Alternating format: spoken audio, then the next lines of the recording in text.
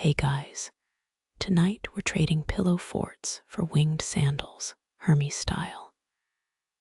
That's right, you're about to hitch a ride with Mythology's OG delivery guy. No tracking numbers, no customer service complaints, just divine messages and a serious lack of legroom. Fair warning, if you're scared of heights, this might be a good time to grab that cozy blanket. Or 3. Just saying. So, before you get comfortable, take a moment to like the video and subscribe. But only if you genuinely enjoy what I do here. Drop a comment with where you're watching from and your local time. I read every single one. Now, dim the lights, maybe turn on a fan for that soft background hum, and let's ease into tonight's journey together. You stand on a hillside bathed in violet dusk, air thick with jasmine and impending magic. Hermes materializes beside you, sandals already humming. Those winged heels aren't just for show, they're twitchy as caffeinated sparrows. Hop on, he grins, though you're pretty sure he's never waited for permission. The ground drops away, your stomach stays behind like a forgotten suitcase. Treetops blur beneath you, leaves hissing secrets about mortals who tried this barefoot. Ancient Greeks believed Hermes ferried souls to the underworld, but tonight's cargo, a sealed scroll clutched in his left hand. Historians still argue whether his sandals were gold or bronze. The answer? Neither. Up close, they look suspiciously like well-worn leather divinities. Got a thing for breaking expectations. Stars wake one by one, winking like they're in on the joke. Your cheeks sting from windbite. Wind burns the universe's way of saying you're alive. Below, Athens shrinks to a glowworm's flicker. Hermes banks sharp enough to spill your hypothetical popcorn. Turns out gods don't care about FAA regulations. A shooting star zips past, close enough to read its cosmic license plate. Commemorative coin, Hermes shouts over the gale. A souvenir from his first message run. One fringe theory claims he invented airmail using repurposed hurricane winds. You're not here to fact check, just grateful he's avoiding turbulence zones. Clouds part like stage curtains. Below sprawls an island shaped like a tortoise-shell Crete, maybe. Your pilot's not big on guided tour. The scroll in his hand glows faintly. Whatever's written, there could start wars or cure plagues. Messenger protocol forbids peeking, a rule you'll definitely fantasize about breaking later. Moonlight polishes the sandal's wings to a dangerous shine. Historians still argue whether Hermes preferred left foot first takeoffs. The real answer? He's ambidextrous and showy about it. Your fingers cramp around nothing. Maybe gripping a god's chiton isn't protocol. But hey, when in mythological airspace, cling like your life depends on it. He arcs upward suddenly, your ears pop like champagne corks. The world silences except for wing beats and your own rabbit-quick pulse.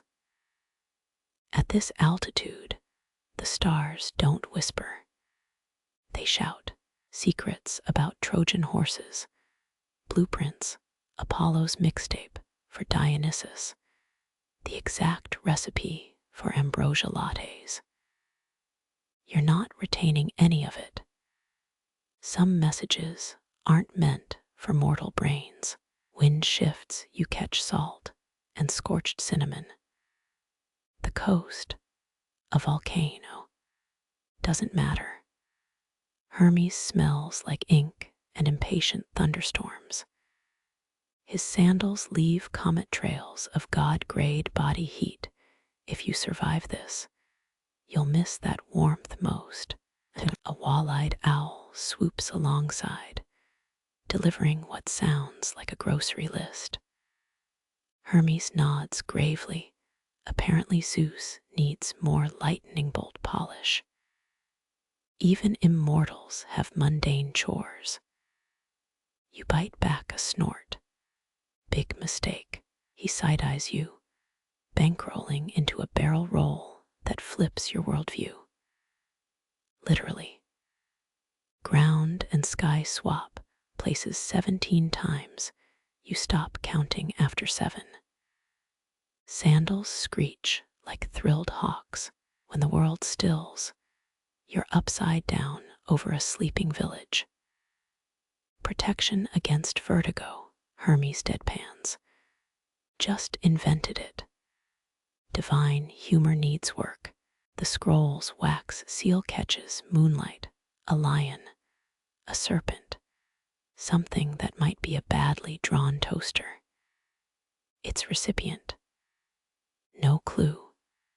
Delivery gods don't do recipient addresses.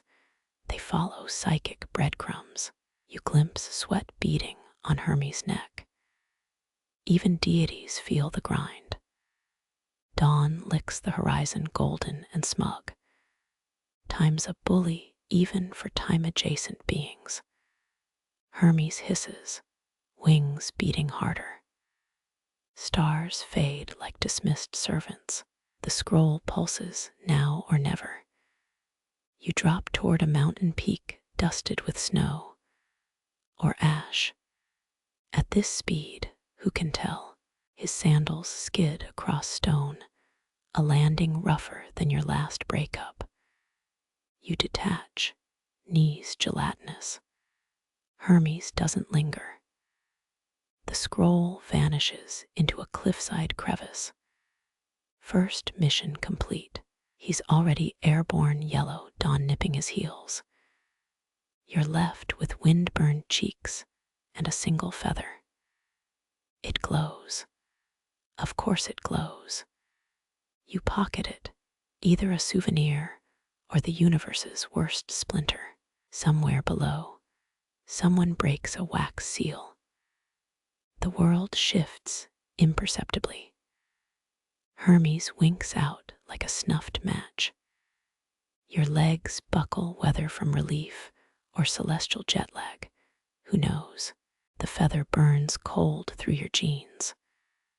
Whatever comes next, it's already written. Maybe. You coast through star-smeared darkness, satellite debris pinging off Hermes, heel wings like cosmic hail. The Big Dipper tilts, its cup pouring starlight onto an ink-black parchment below. Constellations scribble themselves across the void, a celestial game of connect the dots. Only night's couriers understand. Your forearm brushes the Milky Way. Stardust sticks like glitter from a god's craft project. Historians still argue whether Babylonian astrologers mapped these patterns first, or if they plagiarized Sumerian, wine-stained star charts. Doesn't matter now. Those old skywatchers never got to sled across Saturn's rings. The planet looms, its butterscotch bands swirling storm sauce. You dip a toe into the ice particle haze. 74 moons murmur orbital gossip overhead. One icy chunk, no bigger than a chickpea, bounces off your earlobe, feels like a snowball thrown by a toddler god. Saturn's infamous hexagon storm spins below, a 6-sided tantrum fit for geometry class. Modern probes snapped pics of that vortex, but none ever mentioned how its winds smell like burnt caramel. None warned you how the ring particles shimmer, thousands of diamond flecks winking Morse code. You pluck a frozen rock from the Cassini division. It hums a low C-sharp before crumbling into comet crumbs. Scientists found amino acids in Enceladus. Geysers once. Makes you wonder, would alien microbes taste like kombucha or battery acid? A meteor streak zips past a paparazzo, snapping your celestial joyride. Hermes barrel rolls to dodge the Andromeda's gravity well. Your stomach loops like a poorly tied shoelace. Ancient Polynesian navigators rode wave patterns under these same stars. Tonight, you're surfing orbital resonance. The North Star flashes, its beacons split by prismatic ice halos. You pivot west. Greeks called that light Polaris. Vikings dubbed it Ladarstjarna, the guiding star. Both missed the faint Morse code pulsing within its glow. Dit-dit-da, dot-it-dit-dit. Someone's sending interstellar spam. The Veil Nebula unfurls ahead, gaseous tendrils blooming like mold on God's forgotten lunch. 17th century astronomers thought it was angelic lint. Modern ones debate if it's a supernova's autopsy scars. You just nick its hydrogen haze. It crackles like cellophane in a campfire. Lyra's harp strings glint, each vibrational note tuned to a dead civilization's anthem. One pluck could shatter your eardrums. You don't risk it. Already lost 3 followers on the Hydra's social media feed tonight. Mercury winks from the ecliptic, a bashful pebble playing hide-and-seek with Venus. Hermes sandals flare. You bank hard. The winged heels leave contrails spelling IOU in ancient Greek. The debt collectors of Olympus never sleep. Asteroid fragments skitter around your ankles, roulette chips from a drunken Titan's casino. You scoop a carbonaceous chunk. It's lighter than a latte foam boulder. Someone etched a stick figure family portrait on its surface. Cute, creepy, cosmic, the Horsehead Nebula rears, its mane turbulent with unborn stars. 19th century astronomers sketched its silhouette as a doodle.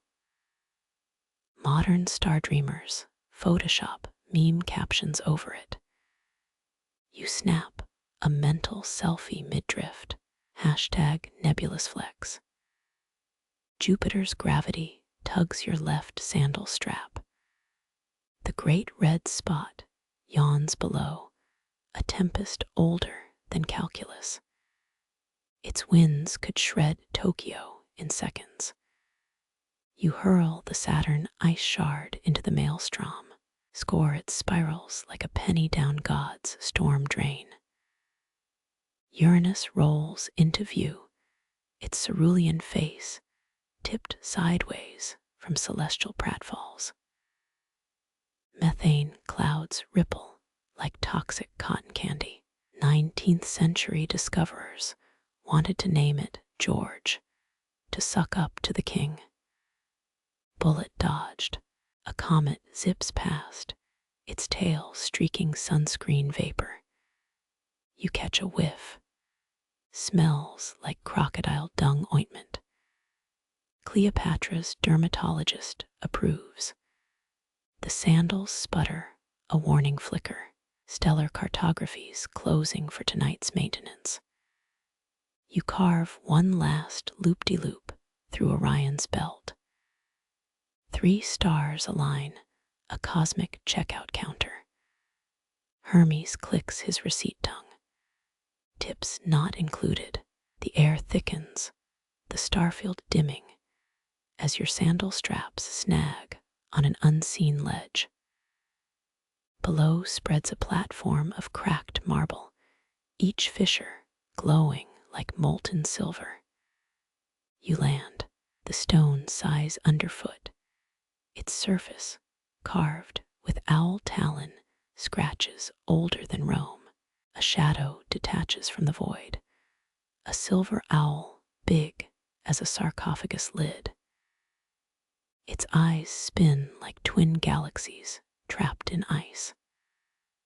One claw taps the engraved question mark between you. Athena's sacred birds were said to pierce lies.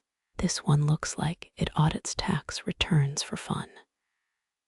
Answer thrice. It hoots the sound vibrating your molars. First, I birth shadows at dawn, dance naked at noon, and bleed into the sea each dusk. What am I? Your toes flex in winged sandals. Hermes' voice whispers through the straps. They always start with the sundial thing. You smirk. A sundial. The owl blinks, its lids clicking like antique shutters. Correct.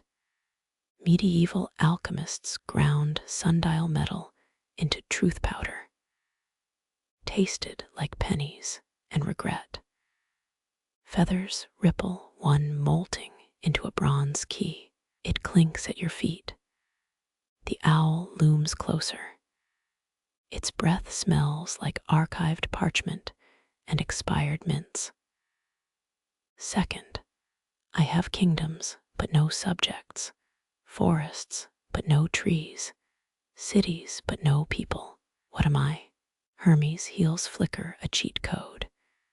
You swat them silent. A map. The owl hisses, either impressed or constipated. You can't tell. Historians still argue whether ancient riddles tested wisdom or just trolled the overthinking. Another feather key drops. Final question.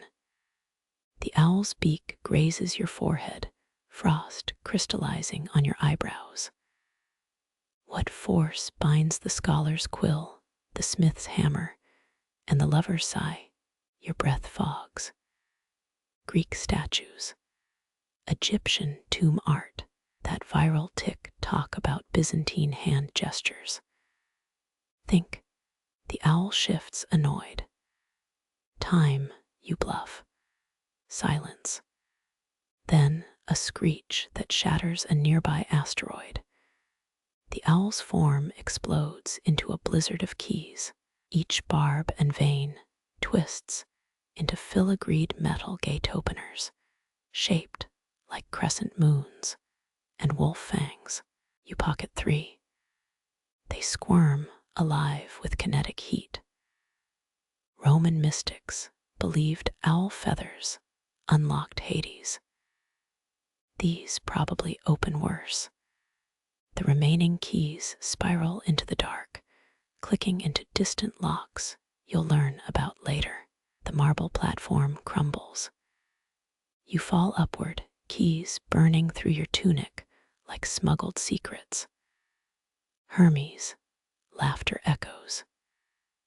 Next stop. Gates even nightmares file restraining orders against.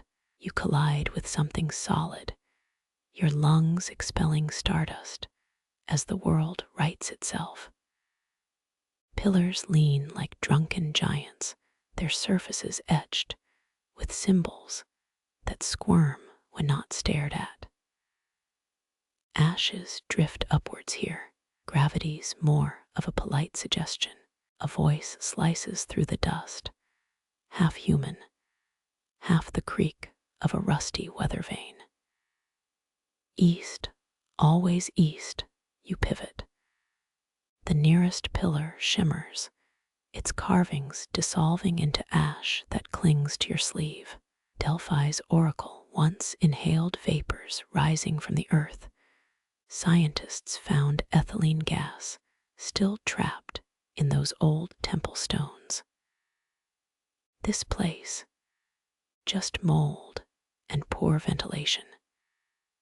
The ash reforms letters writhe into Attic Greek. Beware the king who wears 2 crowns yet owns no head. Cryptic, but relatable. You've dated worse. A gust swirls the particles they rearrange. Now it's Kufic script. Now hieroglyphs. Someone's showing off. That voice again, closer now. Step where the mice hold vigil. Your sandals scuff a mosaic. Cracked tiles depict rats holding tiny spears. Medieval scribes claimed rodents guarded secret knowledge, also believed moonlight could be bottled in honey-glazed ink. The joke writes itself. You kneel, ash clumps into brittle scrolls at your touch. One disintegrates, releasing a scent like burnt thyme and sarcasm. Words echo not in your ears, but your molars. The Nile birthed kings and swallowed them whole. True fact, pharaohs' bodies were carried west of the river for burial. The fussiest ones probably complained about the view. 3 pillars collapse, no drama, just a tired sigh. Through the gap, a stone chair fused with writhing roots. The seat's cushion, pure lichen. You've seen cozier bus-stop benches. Sit, the roots coil around your wrists, gentle but firm, like a barista handing you a doomed latte. Visions flicker. Priestesses chewing laurel leaves, diplomats bribing temple staff, a guy chiseling YOLO into the sacred rock. Historians still argue whether Delphi's prophecies guided nations or just validated rich dudes' poor decisions. A shadow falls not owl-shaped, but familiar. Hermes' sandal dangles above you, dripping stardust onto the chair. They recycled the riddles, The roots retract, offended. You stand, the chair crumbles. Typical, voices surge, a chorus of moth wings batting against glass. Northeast whispers, southeast stutters. But east, you glance at your key collection. One glows, the wolf-fang one. It tugs your pocket like a dog spotting squirrels. The ash underfoot swirls into a tattered arrow. Points east, obviously. A joke about GPS updates dies in your throat. Another pillar implodes. Run. Behind you, syllables solidify in the air, stone tablets etched with parting words. Too risky to read. Let the next sucker decipher. Beware the duck with 3 webbed feet. Spoiler. It's just a duck. Eastward, the horizon bleeds into a corridor of tilted mirrors.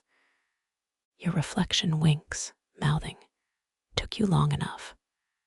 Hermes' keys hum louder. You touch the wolf fang, its teeth graze your thumb. Blood beads. First rule of ancient ruins. Everything's a cheapskate vampire. The voice fades, replaced by wet footsteps slapping stone. Not yours, not even close. The wet sound stops. Sand swallows it whole. Dunes ripple waves on a golden sea. You freeze.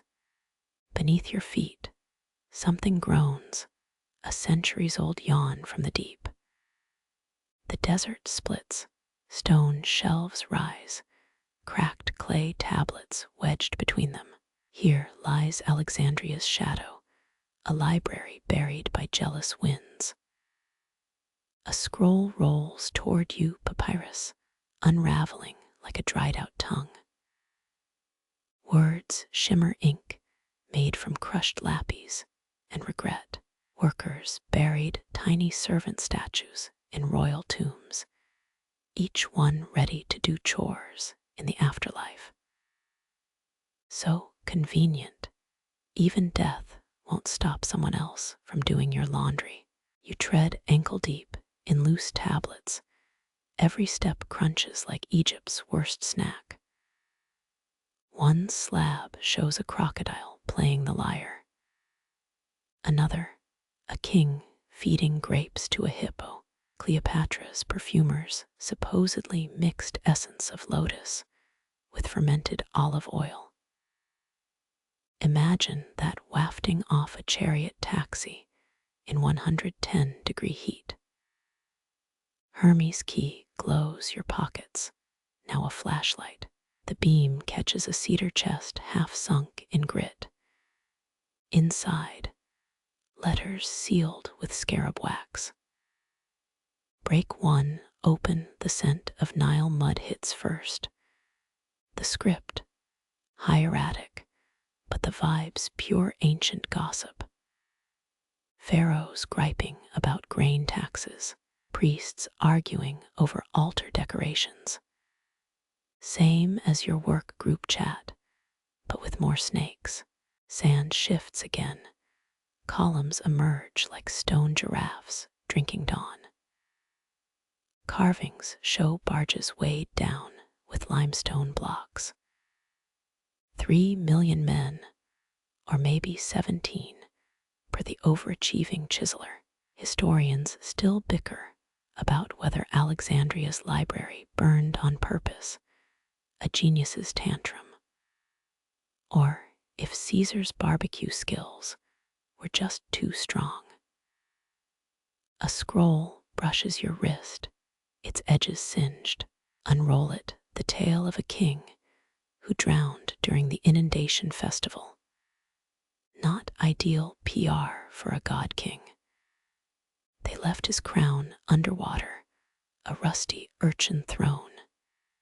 You smirk, then notice the hieroglyph for hubris. Looks suspiciously like a selfie stick. Wind flips a tablet, it lands face up. A map maybe, or a menu for ceremonial goat. The keys hum spikes, you kneel. Your shadow stretches, points eastward. Typical overachiever. Dust, devil's whirl, you catch a phrase in the chaos. He who seeks the sun's cradle must bargain with its shadow. Cryptic, but you've got snacks. Toss a date into the sand, it's swallowed whole. A pillar erupts, covered in handprints. Scholars still argue whether these were ritual marks or just ancient. Kilroy was here. Tags. Something clinks beneath you. Brush away grit, a wine jug. Shattered, of course. Grape residue clings to the shards. Dinner party or funeral. Flip a potsherd, it reads, Happy 30th Dynasty. In faded ochre, RSVPs must have been brutal. The dunes exhale. A new trench splits the ground. Inside, a child's toy boat reeds lashed with rotting twine. Miniature oars still attached. You lift it. Sand streams through worm-eaten holes. Some kid's treasure, lost between duty and dynasty. Forget gold. This is history's real currency. Your reflection blinks up from a water jug's shard. It mouths, They're coming. You drop the ceramic. It shatters into 9 identical smiles. Classic peer pressure. The key tugs, you follow. Behind, the library sinks, swallowed by a desert that never forgets, but likes to play hard to get. Ahead, dunes fold into staircases. Each step screeches like a rusty hinge. Your sandals leave temporary tattoos in the dust. One final scroll skitters past. It unravels midair. Last line. Thus died the king, undone by a well-meaning but underqualified charioteer. Moral. Always check Yelp reviews before hiring mortal coil operators. The rope bridge sways, each frayed thread hissing like a deflating balloon. Stars churn below, not twinkling, but boiling, their light itching to scald. You teeter toes, gripping fibers older than Rome's first road. Here's a fun fact. The Inca rebuilt woven bridges yearly, entire villages hauling grass cables over canyons. Imagine that team-building exercise. Left foot forward, the plank groans. Right foot, a sneaky splinter, jabs your heel. Balance isn't optional here. It's a survival subscription service. The abyss exhales heat, your eyelashes crisp. Some whispered that stars were dead pharaohs' souls. If true, they're pissed about the commute. Midway, the ropes sag. Your pockets weigh you down. Bronze coins, a half-eaten fig, Hermes' key screaming in Morse code. Toss the fig into the void. It vaporizes, smells like burnt honey. Historians still argue whether ancient suspension bridges were sacred paths or just pre-crane engineering hacks. Ahead, the far post shimmers. Behind, planks snap like brittle bones. No going back. You crab walk, knees bent, the wind helpful, the stars spitting plasma. Less so. A scroll fragment blows past, lists 7 ways to die gracefully in celestial gorges. Option 4. Become one with the astral souffle. Your shadow stretches, split by starlight into 4 versions. 1 mimics your moves. 2 moonwalks. The 4th yawns. Prioritize ignoring the sass. 17 steps left, each creak harmonizes with your pulse. Did pyramid architects use counterweights? Sure. Would that help now?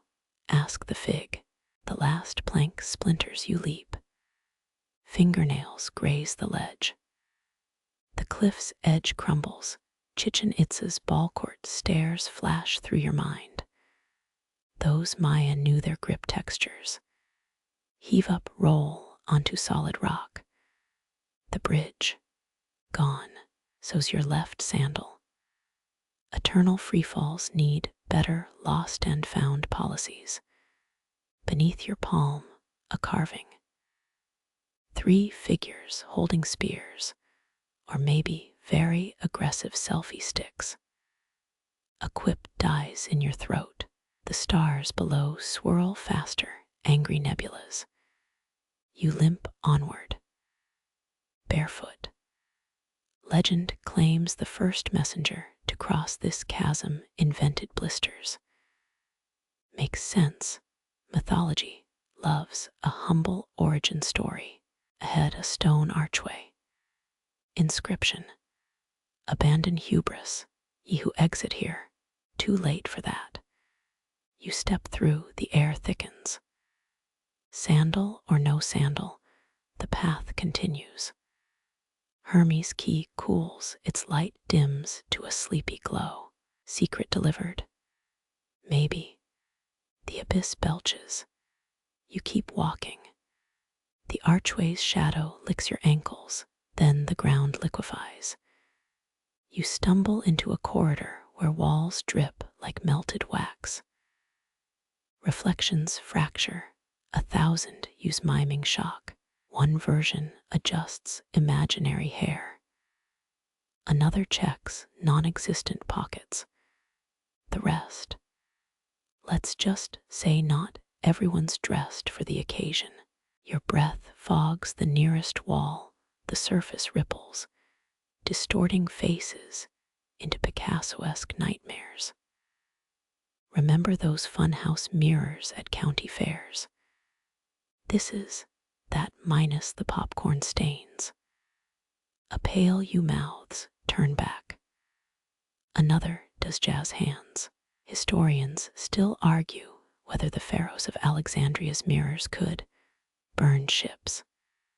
Spoiler: olive oil plus sunlight equals hype. Step closer, the floor shimmers. Each footprint blooms into a tiny galaxy. Your sandal, still MIA, leaves a comet trail. Some versions ahead clutch scrolls. Others wield daggers. One's petting a three-headed cat. Nobody warned you about the Tigris-Euphrates doppelganger drama. Pick a path, hisses every echo. Left corridor, reflections age rapidly, withering to dust mid-stride. Right, a watery tunnel where you swim with bioluminescent eels. Straight ahead, pure void, you hum a sea shanty. 3 reflections join in the other's facepalm. A puddle sloshes over your toes.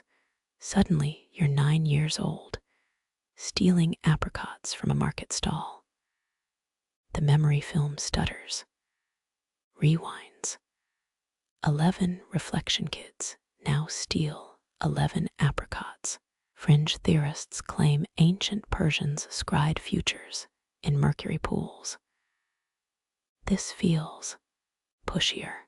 A mirror shard juts up, edges sealed in gold. Your finger hovers. Who hasn't wanted to poke destiny? Touch it, the room implodes into a kaleidoscope. Countless use mouth, ouch, in dead languages. One coughs up papyrus scraps. Another's arm turns to stained glass. The walls constrict, reflections merge into a single towering figure. It's you, but sharper, edgier, wearing better boots. Secrets aren't carried, it rasps. They're grown. Its palm opens, a seed glowing like a microsun. You reach, it dissolves. Classic metaphysical bait-and switch. Blink your back at the entrance. Or is it the exit? All directions blur here. A reflection winks, tossing you the lost sandal. Air genies, benevolent. The walls still bubble. You notice faint etchings, spirals, eyes, a crude dinosaur. Archaeologists found similar doodles in Saddle Huruk's Neolithic homes. Even back then, boredom bred art. The liquid cools, your reflection stabilizes. Mostly. One eye's still greener. Hands steady.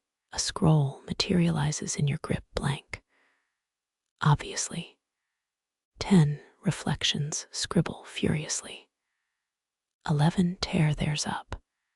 The air smells of wet ink and burnt time. A distant gong shudders, mirrors crack. Glass rains down as rose petals. Your doppelganger's curtsy, exit stage left. The corridor ahead solidifies into ordinary stone. Well, ordinary with extra hieroglyphics.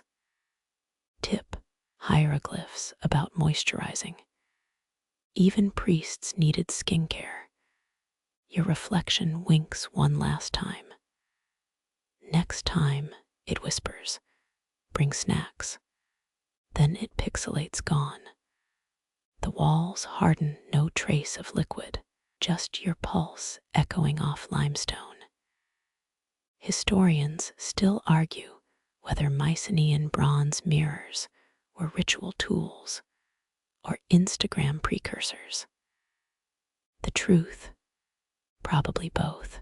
Ahead, daylight filters through vine-choked lattices. Birdsong replaces echoes.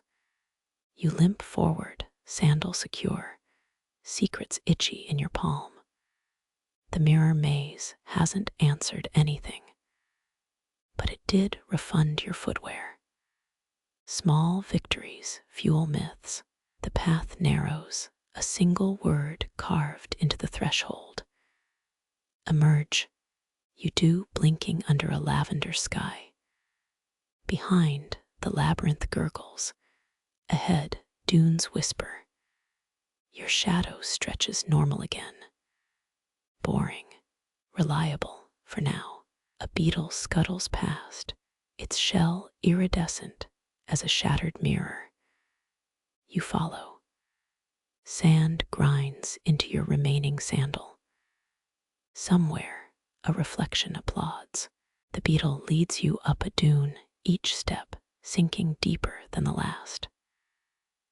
At the crest, a cocoon pulsates, translucent membrane stretched over something linguistic. It's the size of a watermelon, veins thrumming with glyphs. You've heard of demotic script on Egyptian tax records.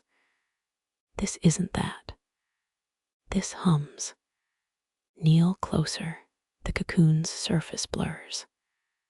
Shapes swim inside, hooked symbols, spiraling vowels, consonants that click despite having no tongue.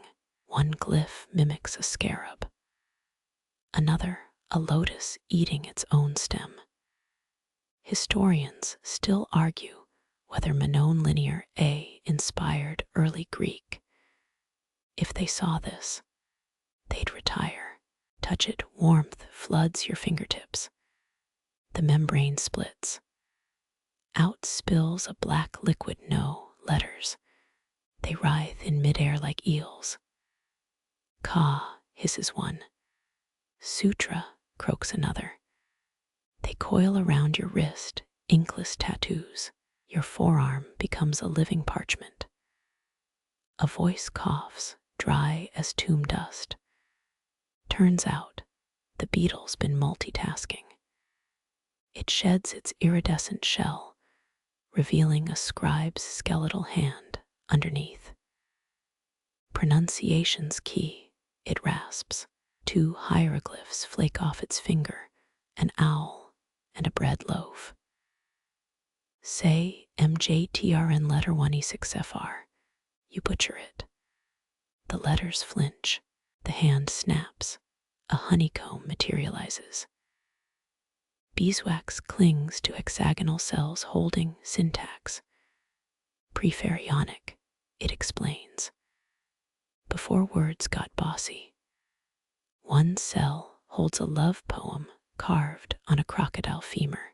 Another, a merchant's complaint about spoiled figs. Quirky tidbit. Some linguists think honey preserved early texts better than papyrus. They're not wrong. Swirl your finger in the comb, a syllable sticks. Tastes like pomegranate and regret. The letters on your arm reshuffle. Now they're singing. Well, caterwauling. The scribe's hand covers where ears would be. Start with whispers, it advises. Full volume could wake Sobek. You mutter a tentative ack, the dunes flatten. Stars rewind. A pharaoh's funeral procession appears silent except for your heartbeat. Speak, dua, offering tables materialize, heaped with roast duck and lies. The scribe nods. Now bargain. The cocoon's husk hardens into a scarab amulet. Clasp it, your throat vibrates. Suddenly, you're trilling like a hieroglyphic songbird. A passing vulture side-eyes you. The scribe dissolves into ink blots. Don't, it warns. Try rhyming couplets near sphinxes. Too late. The dunes shift, A paw print the size of a chariot emerges ahead. You pocket the amulet. The letters slither to your palm, spelling run in hieratic. Clever. The beetle, now gold-plated, scurries toward a sandstone arch. Its shell winks. Classic Bronze Age humor. You follow, sand stinging your shins. Behind, something colossal exhales, hot as a furnace, sour as vinegar. The arch's shadow swallows you whole. Ahead, a valley lit by floating censers. Their smoke forms verbs you can taste. Almost there, says the amulet, startling for jewelry. The beetle halts, antennae trembling. Some secrets, it seems, even winged words fear to carry. The beetle's antennae twitch in time with a new sound, clicks, and whirs rising from beneath the valley's smoke verbs. The censers part like stage curtains. Revealed, a savanna of gears. Bronze grass blades shiver underfoot. Clockwork zebras graze on phosphorus vines. Wait, zebras with tiny anvils for hooves.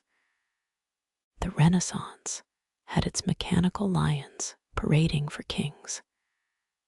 This menagerie, it's a taxonomy of steel delirium.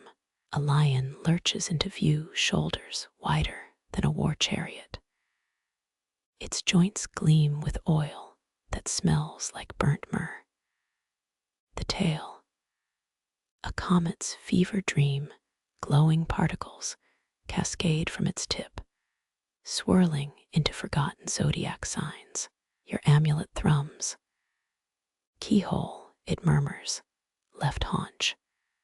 Sure enough, a tarnished wind-up key protrudes from the beast's flank. You circle the lion.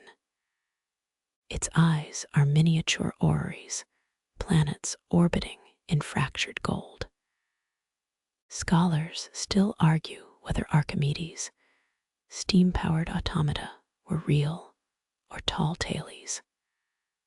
Watching this beast's piston legs flex, you'd bet your last drachma on real. The key resists. Squeals echo. Cue 10,000 doves exploding from the grass, if doves were made of cogs and shame. One hard crank. The lion shudders. Its jaws part. Instead of a roar, a gasp of frozen starlight. The comet tail flares. Beams etch a path across the sky, no, through it. The fracture reveals a black expanse beyond a void, stitched with silver threads. The next sky, says the amulet, mind the gap. Another lion approaches, keyhole empty. Its movements stutter. You spot something lodged in its paw. A thorn. No, a sundial hand. Quirky detail. Ancient engineers often hid tools inside their creations, self-repair protocols before the word protocol existed. Tug the metal shard free. The lion nuzzles your hip, joints smoothing. The amulet snickers. Try the other one's key. You obey. 3 clicks. The first lion's tail convulses. The sky crack widens.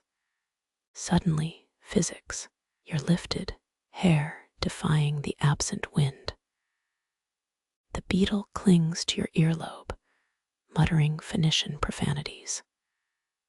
Below, the menagerie rewinds, zebras galloping backward, lions retreating into colossal egg-shaped casings.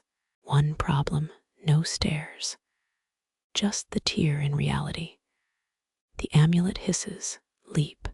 You hesitate. Recall Herodotus' Tale of Croesus oracle.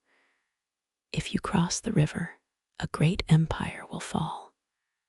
Well, no rivers here, just a lion-powered wormhole. You jump. The void is sticky. Time dawdles, syrupy and petulant. Comet tail sparks fizzle against your skin. Pop quiz, which hurts more, celestial radiation, or stepping on a lotus-shaped Lego? The beetle answers by crawling into your collar. Traitor, a grind of gears. The exit manifests, a hatch with a familiar keyhole. Your palm still grips the sundial thorn. Fit it in. Turn. The hatch coughs open. Beyond, a meadow where flowers bloom in exact geometric shapes. Bees hum in D minor. Safe. Debatable.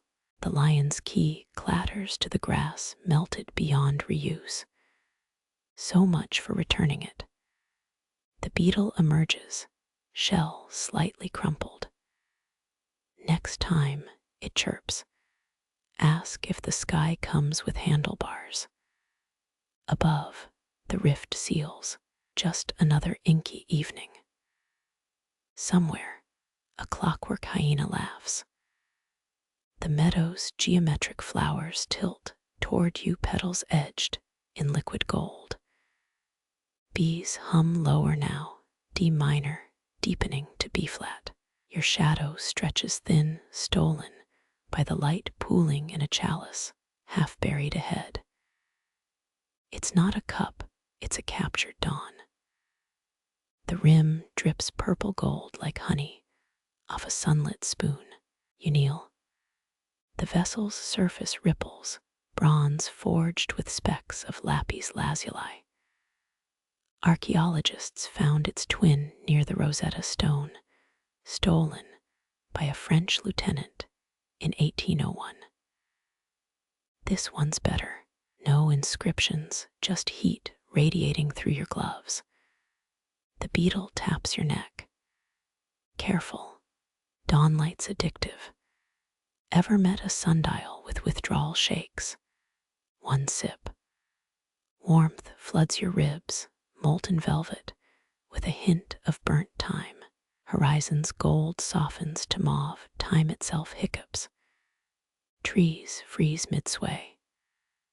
A bee hovers millimeters from your nose, wings motionless, yet still humming.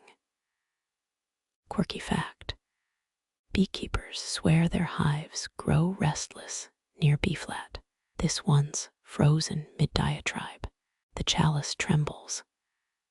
Twilight leaks over your fingers, staining skin like grape juice. Your pulse slows. Shadows creep backward, vines uncurl. Dewdrops retreat into clouds. The amulet mutters, 8 minutes, then dawn remembers its job. Historians still argue whether the cult of Hemera truly harvested dawnlight or just spiked their wine with saffron. Another gulp. The world peels away layers of reality, dissolving like wet papyrus. You glimpse a city of glass spires where the meadow stood. A market bustling with, are those shadows trading hourglasses? The beetle hisses. Focus. Mortals weren't meant to see the behind the scenes. The chalice empties.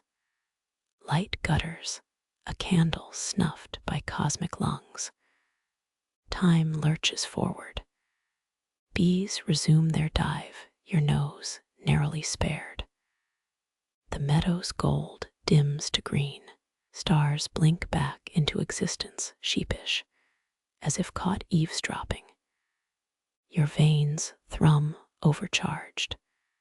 Fingertips spark. The amulet tusks. Next time, sip. Don't shotgun a deity's happy hour.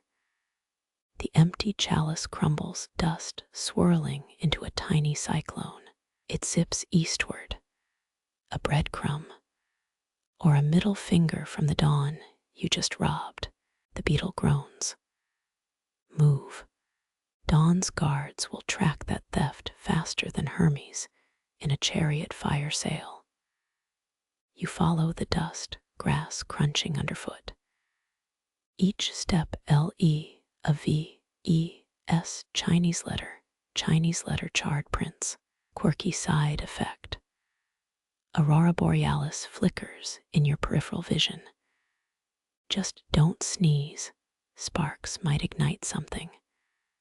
The forest ahead twists, oaks bent into archways. Roots curl like cursive initials. Remember those ancient engineers hiding tools. One's wedge protrudes here, a rusted key beckoning. You reach. The amulet barks. Trap. Too late. Bark tears. A hidden compartment yawns. Inside, a scroll case glowing faintly. Uncap it. A map unfurls, inked in what smells like mercury and regret. The continents shift as you stare, coastlines redrawing themselves. The beetle peers over. Ah, the non-chronos atlas, last seen in Cleopatra's pillow vault. Handle lightly, it's a gossip. Dawn's first real rays spear the trees. The map sizzles, corner burning. You roll it shut. Time to outrun the sun again. The beetle mutters about overtime pay. You ignore it, already jogging toward the nearest shadowed gully. Stolen dawnlight, still buzzing in your molars like electric candy. The map steers you toward a cliff's edge, granite splitting into jagged teeth. No bridge, just wind howling up the chasm like a scorned opera singer. The beetle clings to your collar. Well, jump, or has your stolen dawnlight made you chicken? You step. Stone groans. A bridge materializes underfoot, its arch lined with marble eyes. Each pupil locks onto you, judging, probing. The beetle whispers. Cleopatra's palace had gates like these. Guards swore the carvings tracked looters. Spoiler, they weren't wrong. One eye swivels. Its iris splits, 1,000 tiny mirrors reflecting your worst flops. That time you ate 3 eggplant parmesan before a boat ride. The disastrous karaoke cover of I Will Always Love You. The beetle snorts. If second-hand shame were a sport, you glare. It zips its mandibles. A voice booms, cedar smoke and gravel. State your worth. Classic jury duty vibe. You fumble for the non-chronos atlas. Its mercury ink swirls defiantly. The nearest eye narrows. Tourist, the beetle hisses. Feed it something true, not your Starbucks order. You press a palm to the cold stone. I stole dawn. Silence. Then laughter rumbling through the bridge. Eyes blink in sequence. A ripple of approval. The leftmost lid peels back, revealing a path woven from eyelashes. Quirky thought. Ancient Egyptians tied red string to doorways to confuse evil eyes. These lashes smell like burnt myrrh. You tread cautiously. Each hair bends underfoot, springy as guitar strings. The beetle mutters, historian brain fact. Door lintel carvings in Memphis showed eyes. Still debated protection or peeping toms. Halfway across, the lashes tense, a faint click. The bridge tilts, sending you sliding toward the abyss. Your hands scrabble for purchase. The atlas slips from your grip. Catch it, the beetle shrieks. That gossipy scrolls our Wikipedia. You snag the case with 2 fingers, heart hammering like a woodpecker on espresso. The lashes snap taut again. Coincidence? Doubtful. The final stretch feels watched. Beyond the bridge, a courtyard choked with ivy. A stone pedestal holds a bowl of water, its surface still as death. The beetle lands on the rim. Mirror, mirror, shows what the eyes missed. You peer in. The reflection isn't yours. A woman in linen robes adjusts a lapis necklace, Cleopatra's spitting image. She tucks a scroll into a wall crevice. Your atlas shudders in recognition. The image blurs. Now, you see Roman soldiers ransacking the same niche, finding dust. The beetle sighs. Told you, gossip. A eyelash bridge dissolves behind you, no going back. The next gate looms ahead, its pupils slit like a cat's. The beetle groans. Another judgy entrance. Gods, it's like reality TV auditions up here. You square your shoulders. Dawnlight still simmers in your veins, time to bluff harder than a poker champ with a bad hand. The cat pupil gate swings open, revealing a cavern where marbles float like soap bubbles. They hum low C sharps, vibrating your molars. Your atlas purrs in sync. The beetle groans. Track 12, elevator music for fallen angels. You reach, a lavender orb bobs away. Another drifts close, its surface swirls with Egyptian hieroglyphs. Beetle fact. Workers building Djosers, pyramid, used clay marbles to calculate slope angles. This one smells like lemongrass and panic sweat. A marble grazes your ear. Its chime unfolds into a woman's voice.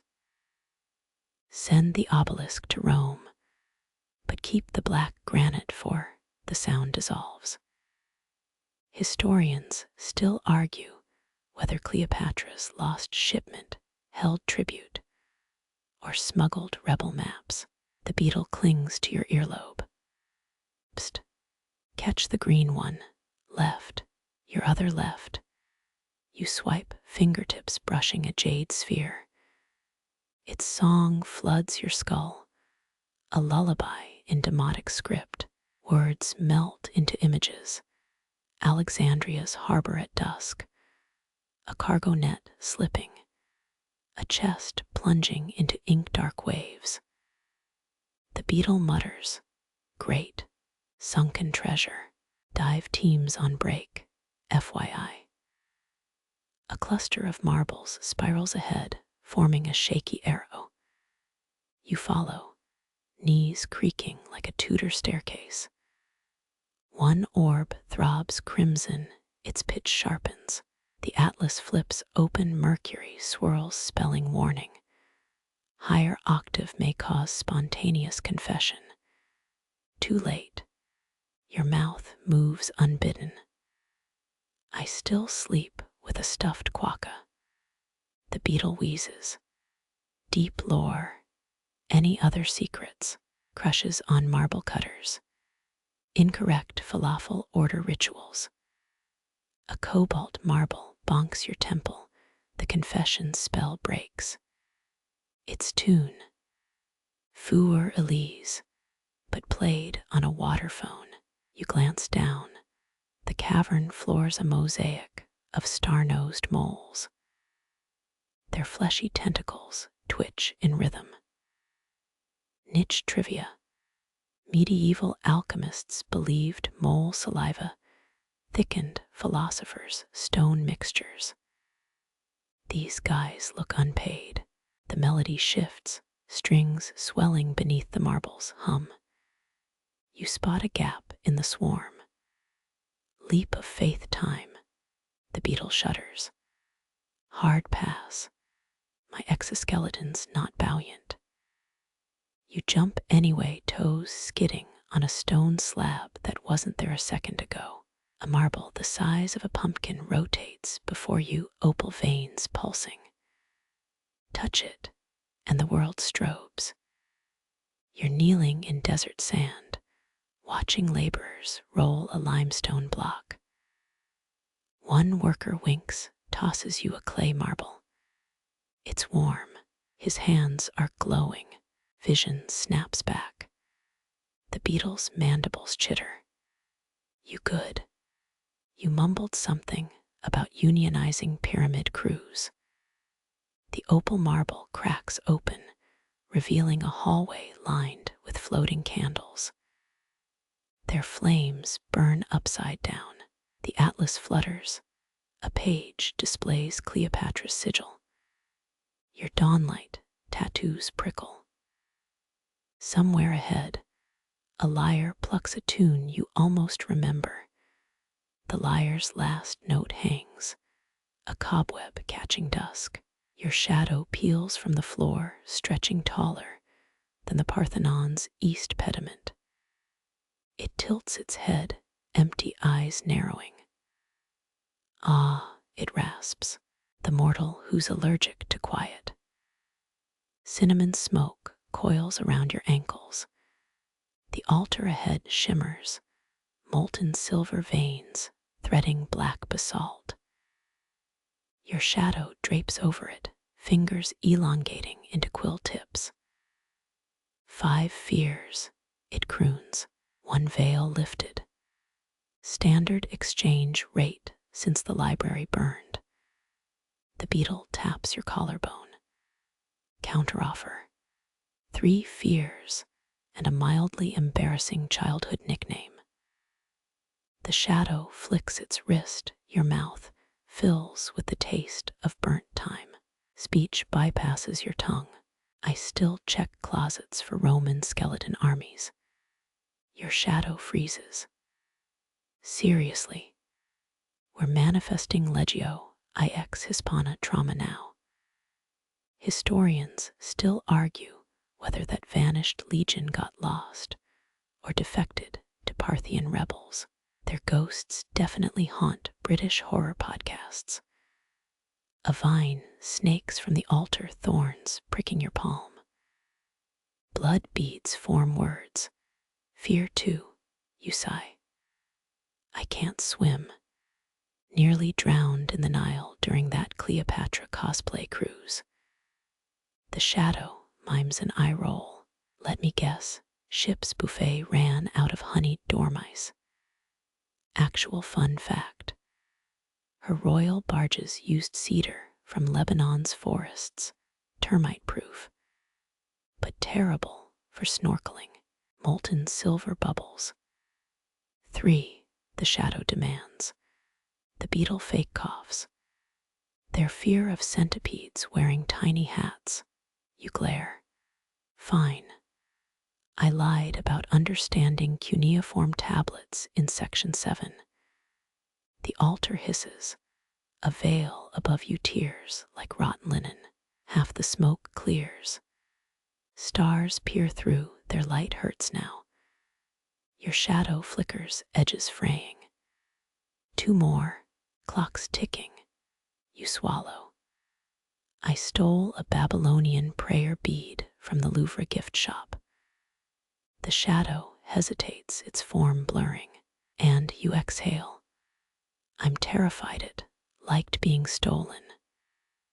Silver pools erupt, geysers etching hieroglyphs midair. The beetle mutters, congrats, you broke it with existential shoplifting guilt. Final veil shreds. The shadow recoils, whispering, you'd have made a decent scribe in Thoth's court. It dissolves, leaving a cloak of weightless velvet in your hands. The beetle inspects the fabric. Nice. Thinner than Roman concrete, but less asbestos. Dawn tingles the horizon, pink, creeping like wine through parchment. You step forward, lighter, but keenly aware of that prayer bead in your pocket. Somewhere behind you, a lyre plucks a farewell arpeggio. The cloak's hem still smells of cedar and panic. The river's edge laps at your sandals, water thick as squid ink and twice as cold. Names brush your ankles, whispers of emperors and laundresses alike, each syllable a pebble tossed through centuries. You wade deeper. Marcus Aurelius coils around your left calf, Hypatia tangles in your right. Their vowels leave bruises shaped like old coins. A fish made of papyrus nibbles your kneecap. Careful, it gurgles, Persephone herself, drowned here twice. Its tail flicks, spattering you with droplets that evaporate into mini funeral dirges. One lands on your wrist, a 3-second hymn to a cook who flavored Ptolemy's lamb with honeyed arsenic. The current thickens, voices congealing into syrup. You stumble over a submerged stele. Carved letters glow. Druenches ford cross at your peril. Scholars know Celtic priestesses once floated names downriver on birch bark, but locals whisper it's where widows traded wedding rings for whispers of missing husbands. Something tugs your cloak. A child's voice bubbles up. Mama, your chest tightens. Not yours, never yours, but the ache feels borrowed. Victorian mediums claimed rivers, stored memories in eddies, like wax cylinders etched with ghost songs. Skeptics say it's just groundwater hallucinations. Both agree you shouldn't answer. The papyrus fish coughs. Fun tip, if Cleopatra's voice hits a B-flat, you're legally entitled to free lotus wine. It side-eyes your pocket. Also, your stolen beads humming Enuma Elish. Bad form, unless you're into triggering Babylonian flood myths. You slosh past a whirlpool chanting in linear A, the untranslated syllables scratching your eardrums. Historians still argue whether it's a shopping list or a curse against sea pirates. Either way, your toes curl. The cloak billows, lifting you briefly like a soggy kite before dunking you into a patch of liquid silence. No voices here, just pressure. Your lungs fill with the static of unwritten letters. A shape materializes, a scribe's reed pen drifting by. You grab it. Ink bleeds into your palm, forming the word return. The cloak tugs insistently eastward. You pocket the pen. The bead in your other pocket pulses a counter-rhythm. Somewhere downstream, a woman laughs, the exact pitch of your third-grade teacher's. Disappointed, but not surprised, sigh. The papyrus fish explodes into confetti, scraps swirling into a map of the Tiber River circa 312 CE. Current quickens. Names graduate from whispers to full-volume arguments. Livia Drusilla critiques your posture. Sargon demands barley tax receipts. You're waist-deep now, the water vibrating with millennia of unchecked hot takes. The cloak reins you in, a mooring line against the babble. Dawn's first rays strike the surface. Names retreat hissing as sunlight turns liquid ink to vapor. You climb the far bank dripping sonnets and grocery lists. The cloak dries instantly, smelling of incense and wet clay.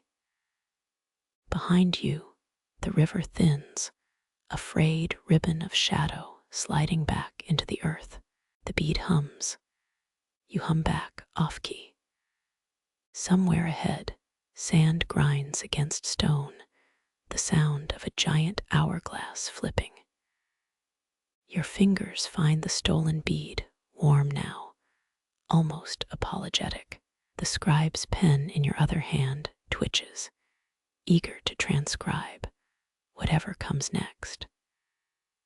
The bead's hum syncs with your pulse as dust motes coalesce into walls, floor-to-ceiling shelves, buckling under the weight of unsealed envelopes.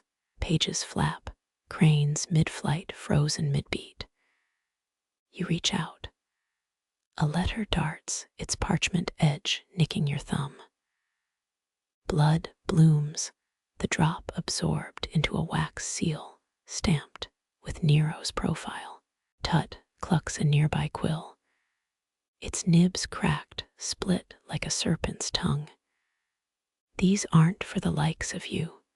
You snap it up. The quill squawks. Ow, I've penned better insults in Caligula's margins. It writhes. Fine red Julius Caesar's grocery list. 2 peacocks, 1 gladiator canceled last minute. Shame, he'd already rented the vomitorium. You flick through a stack tied with hair, blonde, coarse. A love letter from Hadrian to Antinous flutters open. Your shadow outshines Ra. It begins. Historians still argue whether the emperor's grief drowned him or forged him. The ink shimmers, wet after 2,000 years. A scroll rams your shin. Unfurling, it reveals an in-progress complaint to Zeus. Why thunderstorms during my harvest? I'll switch to Jehovah. Sincerely, Farmer 241 BCE. Postscript. P.S. Hera's peacock ate my lentils. Deduct that from my tithes. You snort. The quill hisses. Laugh now. That guy invented the first crop insurance scam. His olive groves still underwater in Atlantis's HR department. 1 envelope glows parchment, thin as moth wings. Inside, Cleopatra's draft to Octavian. Trade you mark Antony's war trophies for a nicer pyramid. Unsent. Smart, he'd have burnished them into a statue of himself, mid-humble brag. Wind gusts, letters swarm like startled starlings. A scrap slaps your cheek. Dearest Sappho, seashell collecting's overrated. Let's coin NFTs instead. XO Arena, you pocket it. The quill mutters. That duo crashed the Aegean crypto market in 612 BCE. Never recovered. A paper crane dive bombs you. Peeled open, it's a Victorian teenager's plea. Mr. Darcy, my corset's literally killing me. Send help. Also, zombies. The literally's underlined thrice. The quill sneers. Ancestor of online rants. Bet she died of ennui and tight laces. You trip over a bundle bound in red tape. Bureaucracy transcends eras. A memo from Chin. Shi Huang's terracotta HR. Employee 3456's facial expression not sufficiently awe-inspiring. Remold or recycle. Stamped, rejected. Tough crowd, you murmur. The quill sniffs. You'd pout too if you guarded an egomaniac for millennia. Coffee breaks. Non-existent. Drafts rustle louder pleas to gods. Cancelled dinner invites. Shopping lists that became manifestos. A napkin scribbled with Churchill's unsent apology to Gandhi. Tease on me. Maybe your stolen bead vibrates. A letter slithers into your free hand, child's script looping wildly. Dear Mama, I tried the rat soup. Still no superpowers. When are you coming home? The ink blurs, water damage, or tears. You refold it carefully. The quill stills. 1918. Influenza ward. Never mailed. Its voice softens, ashamed of its own tenderness. Kid ate 6 rats. Had to try right. Light shifts, walls dissolve into field of dandelions. Each seed head is a crumpled letter. Blow one, it spirals into I'm sorry in 8 dead languages. The quill disintegrates, ash dusting your collar.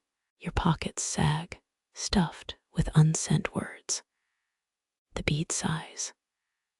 Somewhere, a door creaks, a god's mailbox groaning under immortality's paperwork.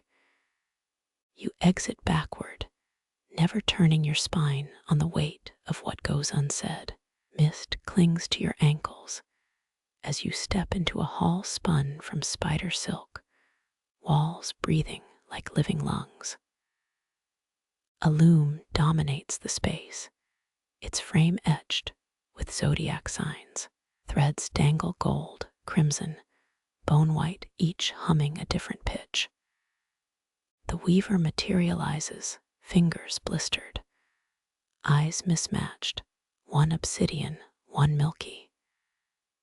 They gesture, 3 strands float toward you, fate double-knotted and stubborn as tax law. Chance glittery, but full of split ends.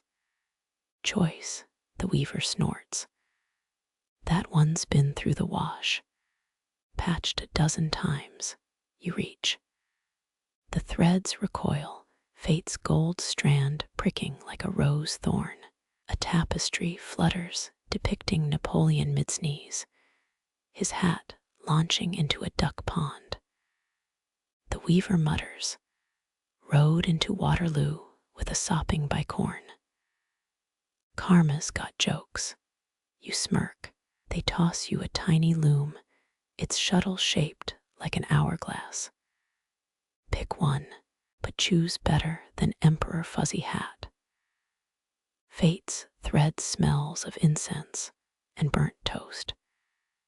You remember 7th grade gym class dodgeball teams, randomly picked. Coincidence. Mr. Hendricks always hated your neon sneakers. The weaver rolls their obsidian eye. Your aunt's cat's astrologer disagrees. Now focus. Chance shimmers, iridescent as oil on water. You tug it. A vision flashes. A 14th century Italian merchant tripping into a dye vat. Boom, post-plague fashion craze for mauve doublets. Historians still argue whether the Pantone 248C epidemic saved Europe's textile trade. The weaver nods. Accident's middle name is progress. Choices thread feels used. Frayed edges. A coffee stain near the midpoint. Unfolded, it reveals your 5th birthday. Pink frosting smeared on mom's blouse. You chose to laugh instead of cry. The coffee stain. Your first all-nighter revising college apps while binging true crime podcasts. The weaver clears their throat, a sound like scissors slicing denim. Here's the kicker. Weaving one means snipping the others. No takebacks. Ask the Byzantines. They gesture to a moth-eaten drape, Justinian's face half unraveled. Empires hate triage. You hesitate, threads looping your wrists like handcuffs. The weaver sighs. Egyptian queens picked fate, got sphinx memes. Roman plebs grabbed chance. Hey, free bread. My ex chose choice. Opened a yak farm in Gaul. Don't overthink it. Outside, A star implodes, its light strobes through the silk walls. The threads tense, awaiting your move. You pluck choice's frayed strand. The weaver grins, snaggletooth gleaming. Classic. Now they yank your sleeve. A loose thread from your cuff winds into the loom. Oops, looks like you're part of the pattern now.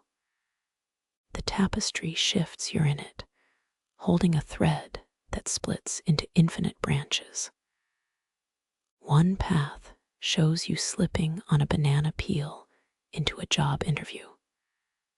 Another, piloting a hot air balloon shaped like a giant squid. The weaver shrugs. Relax. Most outcomes involve lasagna at some point. Chance's thread dissolves, glitter dusting your shoes. Fate snaps, its severed ends curling into smoke rings. The loom groans. Your cloak's hem tangles with choice's thread, knots forming tiny anchors. The weaver pats your shoulder. Don't sweat the snags. Even Ozymandias's tapestry had a kick me sign stitched in back. Mist thickens, the loom's clicks fading. Your cloak tugs, threads whispering reminders. Left turn at the cedar. Avoid the waffle truck. Forgive the squid incident. The weaver's voice drifts from nowhere and everywhere. Tell the next sucker to bring thimbles. My fingers are shot. Ahead, a corridor glows, its walls pulsing like arterial red. Your cloak's new thread twitches, a compass wired to your pulse. You walk. Somewhere behind you, the weaver hums off-key, a song about laundromats and lost socks. The corridor's crimson pulse syncs with your heartbeat, each throb revealing glass orbs floating ahead. They hover like jellyfish, lightning trapped mid-strike inside. Your cloak's thread tugs you toward the nearest sphere. Up close, it's the size of a pumpkin, crackling with blue-white veins. Touch it, static lifts your arm hair. A label etches itself onto the glass. Wardenclyffe, 1903. You snort. Everyone knows Tesla's tower got scrapped, but inside this orb, an alternate version hums, its copper dome zapping clouds. A tiny figure waves from below. You salute Nicola's ghost. Should gone solar, buddy. The weaver's thread twitches, urging action. You heft the orb cool despite the storm within. Shatter it against your knee. Glass dissolves into mist, lightning licks your palm. No pain, just a buzz like chugging 6 espressos. The spark races up your arm, whispers in your ear. Staircase. 3rd step, jump left. You blink. The chamber's back wall now ripples, a hidden archway shimmering. Through it, a spiral stair coils into blackness. Shortcut unlocked, you mutter. Overhead, other orbs flicker, contained disasters, begging for release. One glows sulfur yellow, Krakatoa, 1883.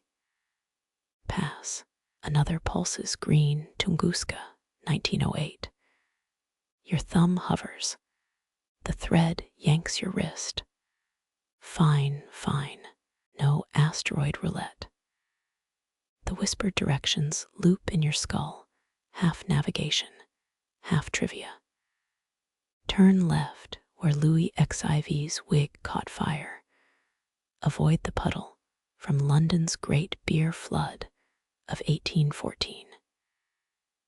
You sidestep a suspiciously frothy patch of floor, history's greatest hits, now hazard signs. A smaller orb bobs alongside you, labeled Honduras, 1857. Inside, fish rain sideways. The spark in your ear chuckles. Real thing happened. Still does yearly. Lluvia de Pex. Tourists pack picnic baskets for fishnado season. You imagine trout landing in guacamole. The absurdity almost makes you miss the gap in the stairs. Your foot finds empty air, you grab the rail. The spark scolds. Told you third step jump. You leap, landing on a patch of staircase that wasn't there. Below, the void churns, starless and hungry. A faded plaque materializes, site of Archimedes, last diagram, 212 BCE. The spark sighs. He was redrawing circles in the sand, even as that Roman goon stormed in. Lightning fatigue sets in muscles humming like overstrung guitars. You collapse onto a step. The spark dims, its voice fraying. Nap or keep moving. Dawn's closer than it fizzes out. Great. Now you're hallucinating quiet, ears ringing with absence. A freckle of light appears below, growing into a girl holding a lantern. Her dress screams Pinterest cottagecore, if cottages existed in deep space. She beams. Oh good, you're the 7th visitor this millennium. Want a sandwich? You decline. Her smile hardens. Fine, but you're ignoring the debate. What debate? She rolls her eyes. Why storms choose where to strike. Some say it's random. Others think angry clouds hold grudges. She tosses a nut at an orb labeled Rome, 1796. Lightning fries it midair. See, that one's still bitter about the empire. The spark reignites, now nagging about progress and looming deadlines. You wave goodbye to Storm Girl. She shouts after you, tell Zeus his tab's past due. 3,000 steps later, and yes, you counted, the stairs spit you onto a ledge. Overhead, glass orbs swirl, a galaxy of contained disasters. The largest glows deep purple. Its label, Babylon, 539 BCE, fall of the gate of Ishtar. Inside, shattered blue tiles reforming endlessly. The spark whispers. Cyrus the Great used diverted rivers or bribed drunk guards. Historians still dredge that argument up every Tuesday. Your cloak's thread jerks, aiming you toward a crack in the chamber wall. Beyond it, moonlit clouds. Hermes winks from a thunderhead, ready to escort. But the spark hisses. Wait. Forgot to mention, shortcuts have fees. Too late. The captured storms retaliate, their collective buzz rising to a scream. Lightning arcs between orbs, stitching the air with electricity. You sprint for the crack as the chamber becomes a Tesla coil with a vendetta. One bolt grazes your heel. The spark shrieks faster. You dive through the gap, roll onto a cloud bank. Behind you, the chamber implodes. Glass shards glitter in your hair. Hermes groans. They always short-circuit. Every time. But your palm still tingles, the whisper's final gift lodged in your cortex. Next time, grab the cow-struck Chicago orb. The O'Learys got framed.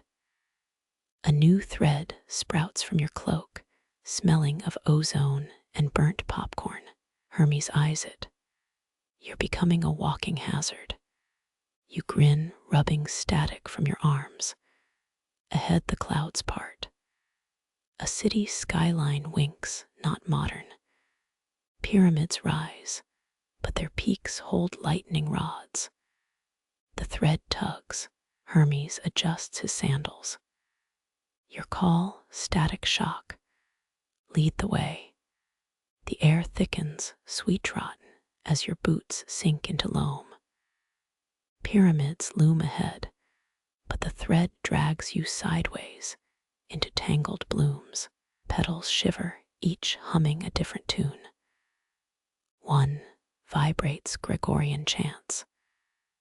Another croons 90s Europop. You sneeze, memories flood your nostrils. Ahead, roses grow from cracked amphory. Their thorns glint like Damascus steel. You lean closer. The nearest bloom reeks of funeral incense, blended with old spice. A pollen cloud puffs out. Inhale, and suddenly, you're 5 years old, stealing apricots from a market stall in 12th century Samarkand. The merchant's beard was dyed with lotus extract, quirky flecks for medieval dudes. Hermes snickers. Don't sniff the zeitgeist posies. Last guy ended up thinking he was Charlemagne's sous chef. You wipe your nose, the vision fades, but your lungs itch with residue. Beneath a fig tree, clay tablets lie half buried, cuneiform warnings about basil blight. Your toe nudges one, it disintegrates. The gardens twist, walls of jasmine and thorn. A fountain burbles mercury instead of water. You dip a finger, it coils like a liquid slug. Real hygienic, you mutter.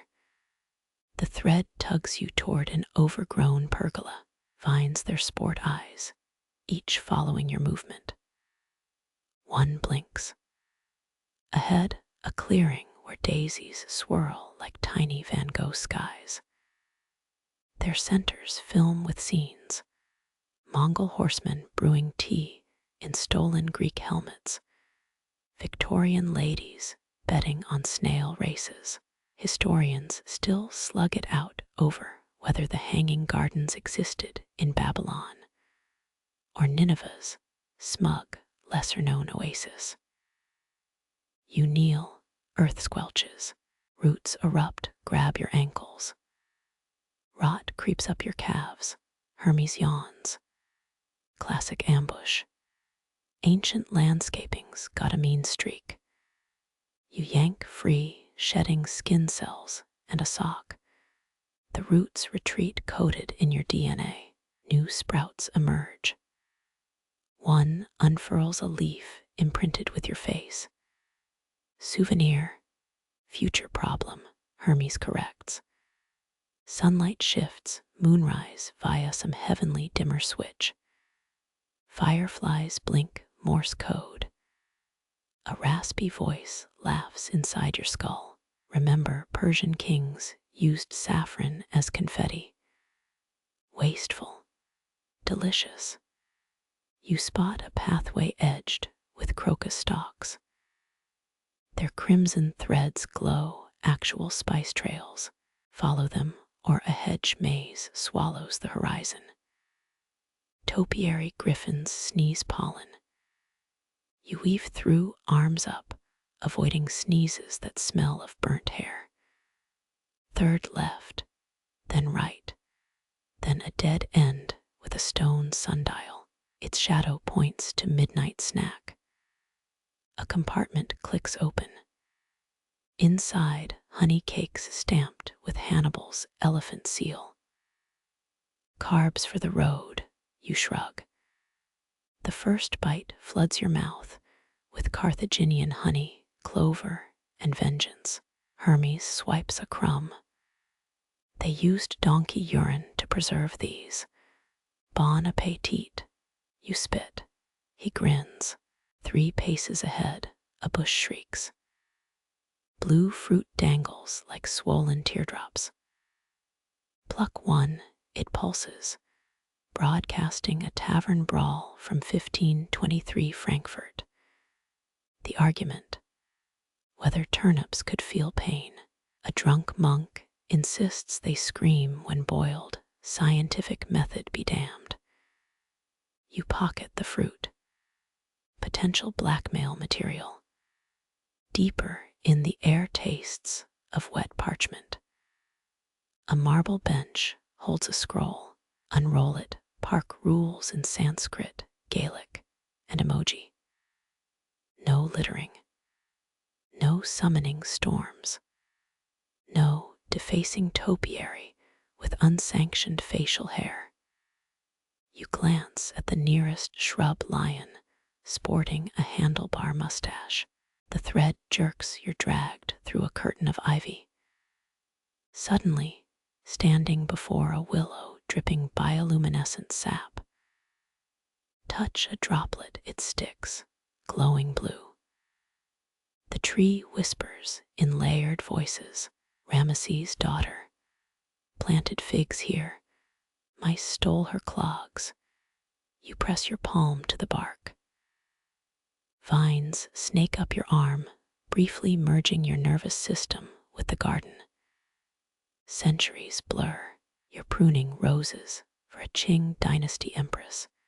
She wants blooms matching her concubine's cheek scars. You're scattering tulip bulbs along Amsterdam's canals, igniting a market crash. You're a Victorian gardener, sneezing violets after inhaling experimental fertilizer. Hermes snaps his fingers. The visions crumble. Eyes forward, groundskeeper gal. Your fingers bleed chlorophyll. The thread hums, urging you toward a moonlit archway. Beyond it, a field of poppies swaying to absent music. Each step kicks up pollen, memories not yours. A samurai's first kiss. A laundress cursing in Proto-Indo-European. A pioneer child burying a doll. You trudge, lungs heavy, with borrowed nostalgia. Something crunches underfoot, a terracotta shard. Its jagged edge shows a fresco. Priests watering sacred mushrooms with wine. The text below debates optimal vintage for fungal communion. Riesling or Zinfandel. Hermes deadpans. You pocket the shard. Heirloom Dacre potential. A thorn snags your sleeve. The plant gurgles. Ancient Sumerians swear words. You apologize in Pidgin Akkadian. It retracts, mollified. Hermes raises an eyebrow. Polyglot now. Duolingo's Bronze Age pack. The garden tightens, walls narrowing. You emerge into a round chamber open to the stars. At its center, a single lily in a bronze urn. Its perfume hooks your sinuses. Inhale, you're drowning in Sappho's lost poems, their verses prickling like champagne bubbles. Exhale, they're gone. The lily's stem vibrates. Take me, it simpers. I'll help you recall every password you've ever forgotten. Hermes grabs your wrist. Flirtations end badly here. Remember Persephone, you retreat. The lily wilts dramatically. Above, constellations pivot. The thread now points to a crumbling stairwell. Hermes dusts pollen off his shoulders. Next time, maybe don't breathe so much. As you climb, a final breeze carries whispers from the garden. Crushed petals, stolen memories. The itchy sense you've left clones of yourself rooted in flower beds. Glancing back, a topiary hedge waves. It's shaped exactly like Humid's knees. The stairs steepen. Hermes mutters about overtime pay. Your lungs still itch with other people's pasts. A side effect the brochure omitted. Ahead, desert wind, a speckled egg of a moon. Behind, the garden humming, lullabies in languages only dirt remembers. The desert wind bites, 1,000 glass teeth. Sand gives way underfoot, each step crunches. You glance down, not sand shards, millions of mirror fragments, edges fogged with age. Hermes hisses, tread light. This isn't your bathroom floor post-backup brawl. A wave crests ahead, not water, but surging glass. It crashes, spraying silver splinters. Your cheek stings. Pull out a sliver. It reflects not your face, but a Roman legionnaire's. He's writing a letter home, ink dripping with guilt over stolen Gaulish wine. Historians still argue whether Caesar's troops smuggled grapes in their greaves. Another wave. You dodge, mostly. A shard embeds in your sleeve. Peer close. Victorian teenagers sneaking into a mummy unwrapping party. Someone's pocketing a toe bone. The scene fogs, replaced by your own memory of swiping gum from a 7-Eleven. Mirrors don't forget, Hermes mutters. Hence the forgotten gag. Irony's a kicker. The tide recedes, leaving behind a beach of prismatic debris. You kneel, careful, pluck a palm-sized piece.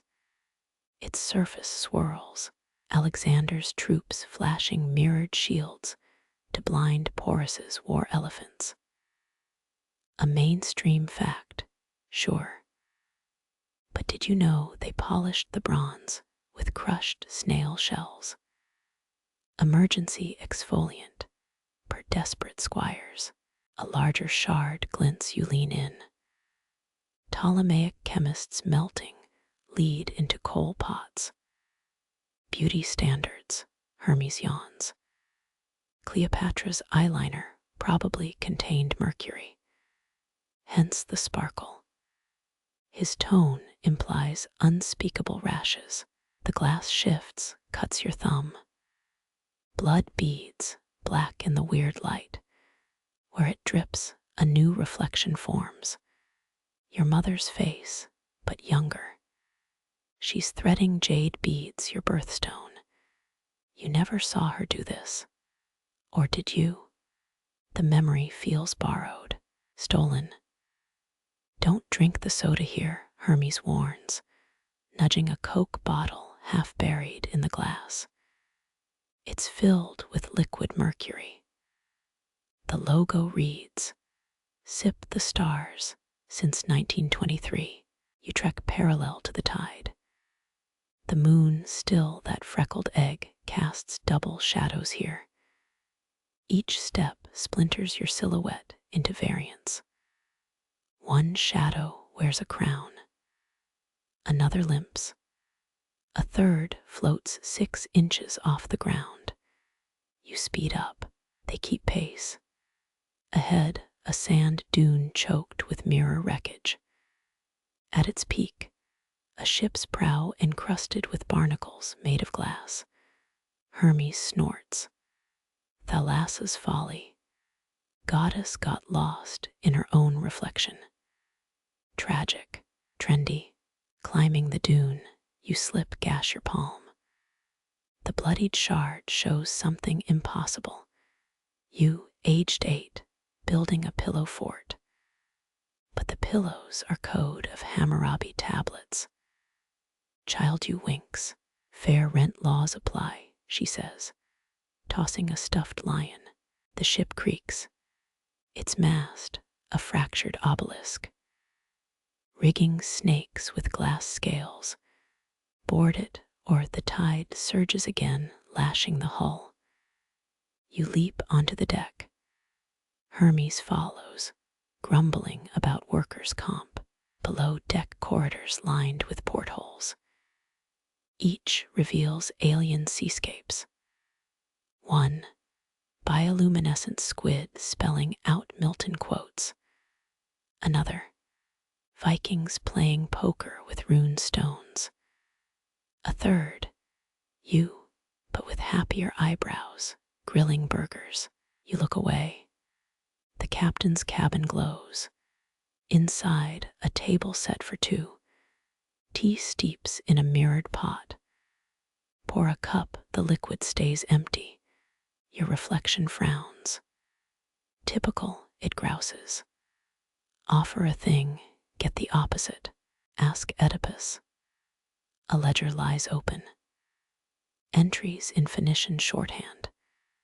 10 cubits mirrors traded for Tyrian purple. 3 shattered during tantrum. 1 gifted to Delphic oracle for ironic Dacre. The ship lurches, throws you against a wall. Shards rain from the ceiling. Hermes catches one midair. It shows 2 scholars feuding in a scroll-strewn room. Pharos lighthouse's mirror, he reads. One claims it bent light to burn ships. Another says it just flashed tinder. He pockets the glass. The internet's ancestor. On deck, the tide's gone manic. Waves form mosaics of lost things, burning libraries, misplaced wedding rings, that one sock from 2012, a shard the size of a door surges, you jump back. It freezes midair, showing Einstein's desk. His notes swirl into a child's doodle. Suns with smiley faces. Ever notice, Hermes says, flicking a tooth-shaped fragment. Ancient dentists used mirror alloy for fillings. True story. Reflects poorly on their priorities. The moon dims. The ship disintegrates, melting into the tide. You're ankle deep in slurry glass again. A final wave approaches, translucent, full of swirling faces. They mouth warnings, jokes, grocery lists. You brace. Impact, but it's mist, not glass. The faces cling like dew. One whispers, Mark Antony lost a bet and wore Isis robes for a week. Hot goss. Another hisses, you forgot to feed the cat. Again, the mist clears. The desert's gone. You're on a salt flat now, cracked earth stretching forever. Hermes picks glass from his sandals. Next time, aqua socks. Behind, the mirror tide recedes. A distant glint. Maybe your mother's jade beads, maybe nothing. Your pockets sag with stolen reflections. One of them's definitely vibrating. The salt crust cracks like ancient papyrus underfoot. Ahead, a structure that's not quite tower, not quite tree. Gnarled gears sprout from its sides, rusted hands spinning madly. No numbers mark its face, just scars where numerals might have been. Hermes crouches, plucks a gear tooth from the ground. Welcome to horology's worst breakup, he says. Clock and time had a spat. Spoiler, nobody won. You step closer. The air hums, not electricity, but the sound of 1,000 pocket watches ticking out of sync. A hand lunges from the clock face, bronze finger, joints screeching. It grabs your sleeve, yanking you into the mechanism's gut. Gears gnash inches from your face. A pendulum swings past, its bob a frozen scream in iron. Negotiate, Hermes shouts from outside. It wants a metaphor. The central spindle twists. A face emerges in the metal, part human, part sundial. Its voice grinds like overwound springs. Stillness or starvation, it demands. Day smothers night, or night strangles day. Choose haste. You blink. Can I get a third option where my spleen stays ungeared? The clock hisses. A piston slams down, you roll aside. Cobblestones materialize underhand, slick with oil. For half a breath, you're in ancient Alexandria. Scholars argue over water clocks nearby. One's scribbling notes about lunar cycles on his arm. Historians still argue whether the Antikythera mechanism was a calendar, a planetarium, or an over-engineered olive press. The vision fades. The clock's eye, a cracked crystal lens, bores into you. Barter, it insists. What burns in your ribs? Leave it here, will lengthen the shadows. Hermes's head pops through a vent. Offer it something sticky. Clocks love honey. Fact, Byzantines used it as gear lubricant. Sticky, but scream why. You fumble in your pocket. A shard from the mirror tide winks cold. The clock stills its hands quivering. This, you lie, holds Archimedes' last breath. Stole it from a Syracuse washroom. The spindle slows. Cobwebs spin into a contract, letters etched in dust. Sign with blood or spit, or that weird gunk in your left eye. You dab the shard's edge to your thumb. As you press the reddened print, the gears audibly sigh. Hands retract. The face softens into something resembling a grandfather clock after 3 whiskeys. A gear clicks loose into your palm, tiny, warm. Your down payment, the clock slurs. Return when the moon forgets its name, or I'll repossess your kneecaps. The world lurches. You're back outside. Hermes picking oil from his feathers. Nicely dodged. That thing once ate a sundial for brunch. Wicked heartburn. Behind you, the clock's hands finally sink, pointing straight up. Noon and midnight at once. The salt flat fractures, revealing a staircase, spiraling into starless dark. Your shadow stretches unnaturally long, its edges fuzzed like bad reception. Neat trick, Hermes nods at the gear in your hand. Pocket that. Might need to short-circuit a doomsday later. You squint at the horizon. A faint shimmer suggests another structure, maybe a gallery, maybe a mirage. The salt stings your cuts. Somewhere, maybe in the clock's belly, a bell tolls without sound. A taste blooms on your tongue, pomegranate and regret. Hermes sniffs. You're thinking about Cleopatra's perfume, aren't you? Don't. Girl recycled rose oil into snake venom, multitasking nightmare. The gear pulses once, a heartbeat or a countdown. You step toward the staircase. Your shadow follows, mostly. A sliver detaches, slithering back to press against the clock's glassless face, making deals of its own. The staircase deposits you in a vaulted hall. Breath crystallizes before it leaves your lips.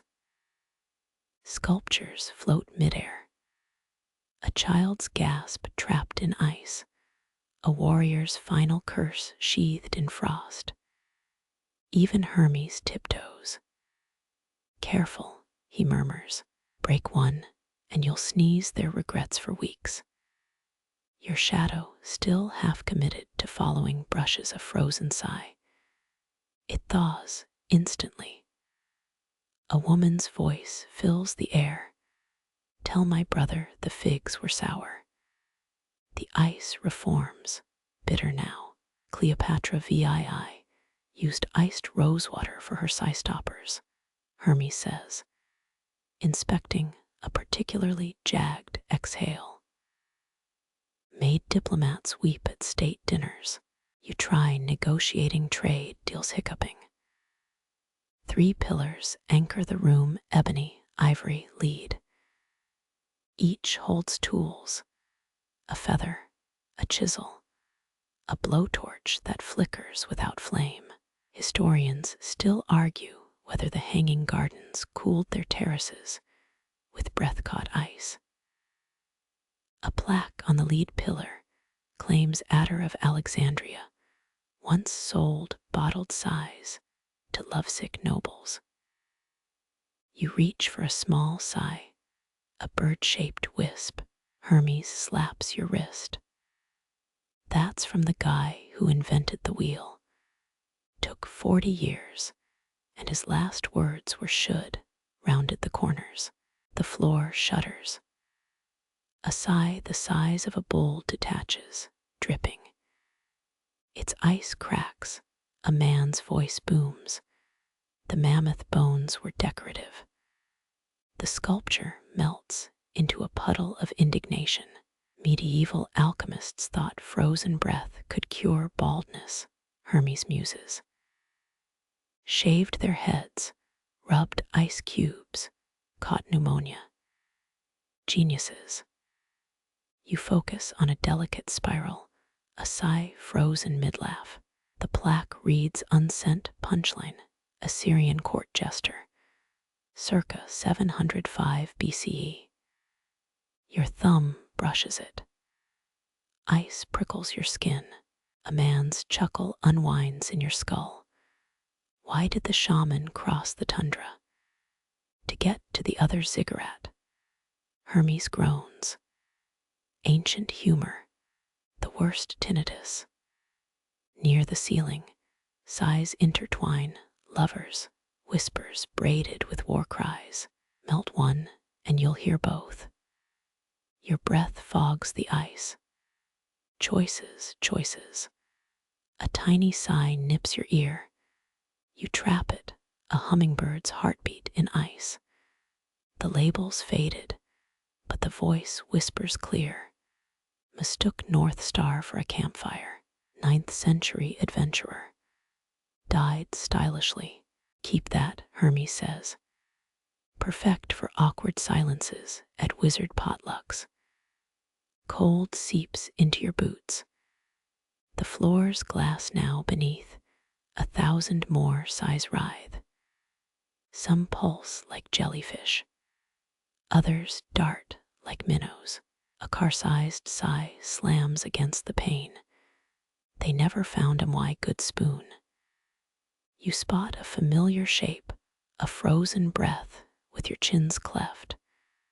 Hermes peers at it. Don't. That's next Tuesday's sigh. Time's wobbly here. The lead pillar creaks. Its blowtorch floats toward you, heatless flame licking the air. You aim it at a sigh shaped like an unanswered question. Ice melts, steam hisses. A voice, weary and Welsh. The fuel efficiency of siege engines is criminally underrated. The words condense into droplets. They taste like burnt honey. Between the pillars, a new sculpture forms, a sigh you didn't touch. It shimmers faintly, ice threaded with gold. Hermes freezes. Ah, compromise of 929 CE. 2 kings, 1 goblet, 6 poisoned bodyguards, the sighs still pissed. Your shadow, now fully present, presses its palm against the gold-streaked ice. The sculpture doesn't melt. Instead, it hums. The note vibrates your molars. Clever, Hermes admits.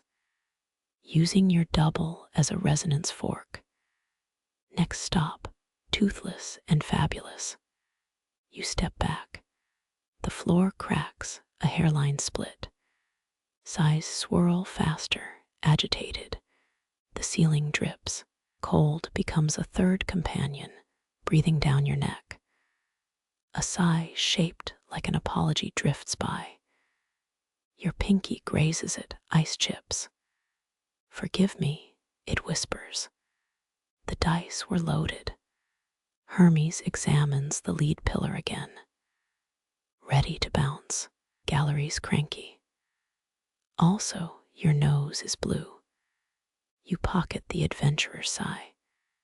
It vibrates faintly, a trapped starling's wingbeat. The gold-threaded sculpture pulses, casting long shadows. Somewhere above, ice groans.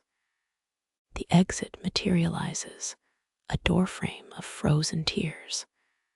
Hermes wipes one. Disgraced bard, 1432. Cried because his muse had better rhythm. You glance back. Your rogue shadow lingers at the gold sculpture, head tilted.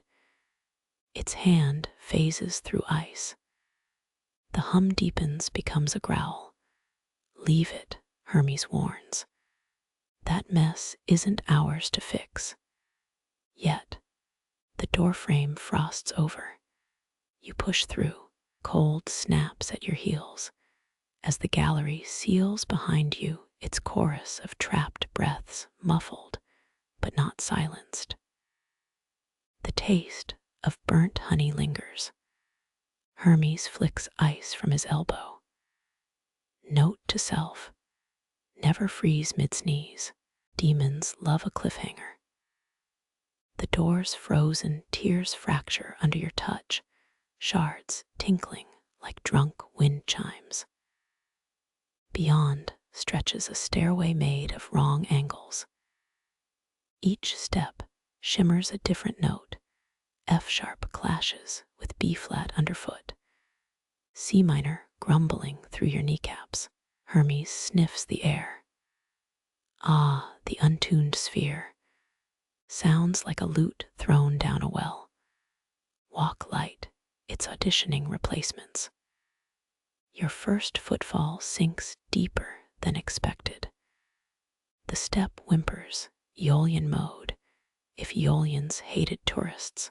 A carved railing twists into view, its banisters shaped like broken tuning forks. You grip one. It vibrates, 14th century Gregorian chant, filtered through a kazoo. Pope John XXII banned that scale in 1324, Hermes says. Called it the devil's yawn. He wasn't wrong. The staircase contorts. Now ascending left, now corkscrewing up down. Directions blur. Your ribs throb in 7/8 time. Music theorists, Hermes mutters, kicking a step that hissed at him. Biggest drama queens after alchemists. Did you know medieval minstrels filed lawsuits over stolen cadences? A dissonant chord rattles your molars. You stumble, hand slapping a step that bursts into plainsong. The stone hums, hexachordum Apollines, but make it mourn a dead goldfish. Hermes rolls his eyes. Pashalbel's angsty cousin, avoid eye contact. Halfway up or sideways, the air thickens. Glass orbs float past, each containing a squirming musical note. One buzzes against your ear, a B-flat with prison tattoos. Baroque composers trapped those in harpsichords, Hermes explains. Thought dissonance caused gout. Turns out, just bad shellfish. Your shadow lags behind, stepping only on minor keys. Each depressed note oozes tar-like resin, clever, Hermes says. Though in 1603, A Venetian tenor's shadow composed a mass so bleak, the choir quit. Ahead, stairs splinter into 5 paths. The centermost thrums like a plucked nerve. Hermes prods it with a sandal. This one's got Heinrich Isaac's Chorales Constantinus stuck in it. 3-hour liturgy packs snacks. You choose the leftmost. Mistake. The steps shudder into a glissando, slimy as eel scales. Your boots hydroplane. Hermes yanks your collar. Try the Pythagorean comma side, less vomit-inducing. Too late. You're sliding upward-backward, spine clattering against jagged microtones. A medieval rooster's crow bleats from the step beneath your left heel. Historians still argue whether ancient Greeks really used hydraulic organs in naval battles. The smell of scorched goat hair suggests yes. One step detaches, becoming a floating platform. It spins lazily, etched with sheet music. Hermes squints. Ah, the Tomo de Couperin hiccup remix. Ravel's rolling so hard in his grave, he's terraforming. You vault onto the disc. It accelerates, staccato notes pelting your face like popped corn. A bass clef slithers around your ankle. Shake it off, Hermes shouts. In 1577, a Florentine gamba player got sued by his own vibrato. The staircase reassembles briefly into something resembling order. Each step now plays a theremin version of Greensleeves. Worse, Hermes groans. Elizabethan elevator music. Queen Bess bandit from court. Unironic rough crime. Your shadow merges with a step, its edges vibrating at 432 Hz. The stone glows, warm, honeyed, suspiciously serene. A equals 432 cultists, Hermes sneers. Same energy as flat earthers who quote Shakespeare. A spiral appears overhead. Its helical rails thrum with sub-bass. You jump, catching a rung that sticks to your palms like gum. The structure yawns open, a gaping mouth ringed with octave keys. Blow, Hermes commands. It's a kazoo cathedral. Don't think, just honk. You exhale. The keys light up a sickly green. The note that erupts could shatter uranium. Hermes coughs. Grim. Ancient Tibetan monks used that tone to rupture rival monasteries. Diet version of trebuchets. The staircase dissolves mid-C sharp. You freefall through a chromatic abyss. Air howls in Locrian mode, the musical equivalent of a stepton frog. Hermes grabs your wrist. Focus. Hum something modal, preferably Dorian, but I'll take Mixolydian. You manage a shaky Scarborough fair. The falling slows. Steps coalesce, wooden now, warped and barnacled. Ship's staircase. You pant. Hermes nods. Bermuda trianglophone plays Morse code from vanished vessels. Totally not cursed. A step creaks, ... Your boots translate. Beware the tenor's high C, Hermes snorts. 1812, Naples. Bloke hit the note, shattered a cathedral window. Paid fines until death. Art at the summit, a wobbling platform. Its edges fray into spectral harmonics. In the center, a stone plinth cradling a dented tuning fork. Hermes circles it. Ah, the fork of discordia. Struck it once. Started the 30 Years' War. My bad. You lift the implement.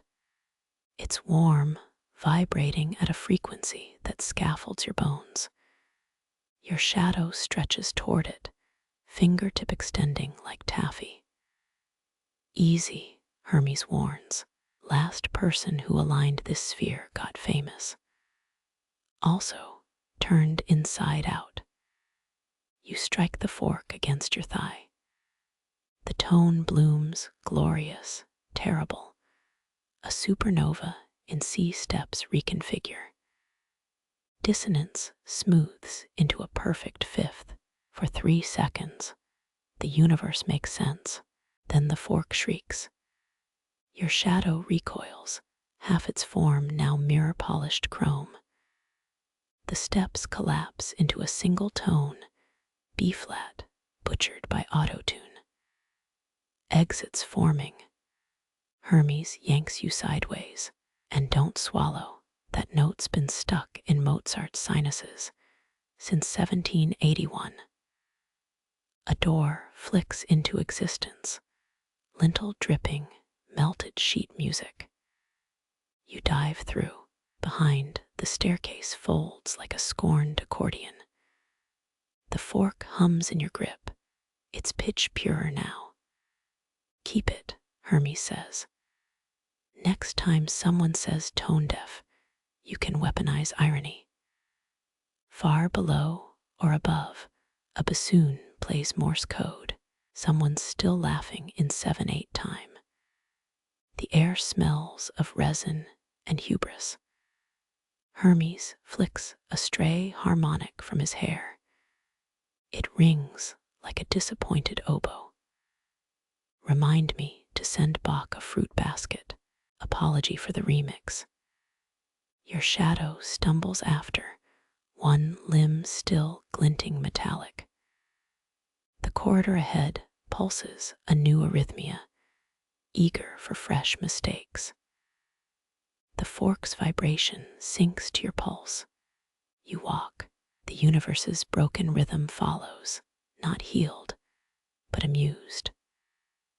The well's rim crusts with salt, preserved tears from interrogations past.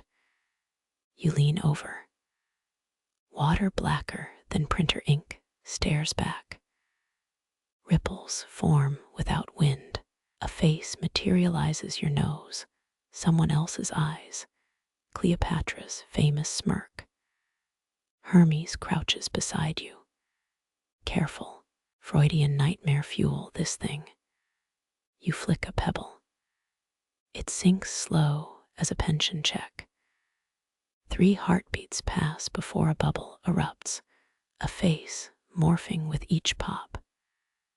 Julius Caesar scowls mid-burp, Michelangelo's David blinking with manga eyes. Your 3rd grade teacher mouthing, algebra is eternal. Hermes chuckles. Answers drown here, questions. Those float. The water thickens. A hand breaches the surface, waxen, genderless, holding a soggy scroll. It unfurls a single line. Why did Alexandria's library really burn? Before you can blink, the script dissolves. Hermes sniffs. Scholars love that one. Fatality count. 0. Bruised egos. Continental. A new ripple births 100 eyes, all yours, dilated and desperate. They blink in Morse code. You catch regret and mango salsa. Ah, Hermes mutters. Personalized spam. In 1543, a guy asked this well for lottery numbers. Died rich, drowned in bathtub champagne. You trail a finger through the water. It resists, syrup thick. Images bloom where you touch. Napoleon's hat floating in a puddle. Oscar Wilde winking through prison bars.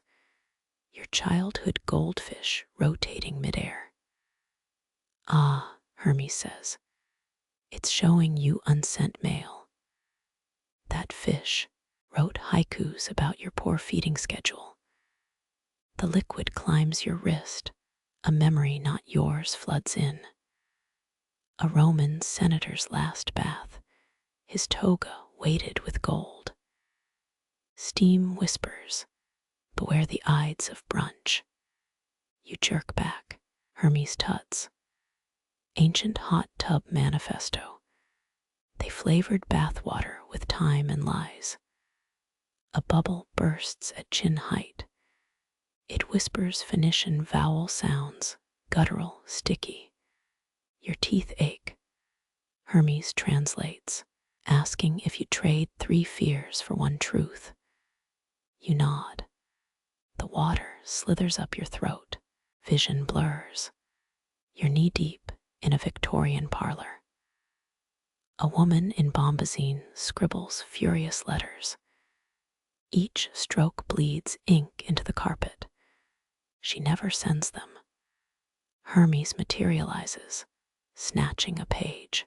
Dearest Tesla, your dog hums better than Edison. Oof, nerdy burn. The scene dissolves. You're back at the well, coughing up liquid that evaporates as piano chords. Hermes pats your back. Emily Dickinson's well was smarter. She'd lower cookies. It'd send up poem drafts. Urban legend, probably. The water stills. Now it reflects Saturn's rings, a half-eaten donut, your birth certificate with amateur cartwheeler under occupation. Hermes peers in. Ah, the existential edits. Marcus Aurelius visited a spring like this. Left more confused. Stoicism's first draft. A face emerges with Lincoln's beard and your childhood lisp. Is mayonnaise an instrument? It asks.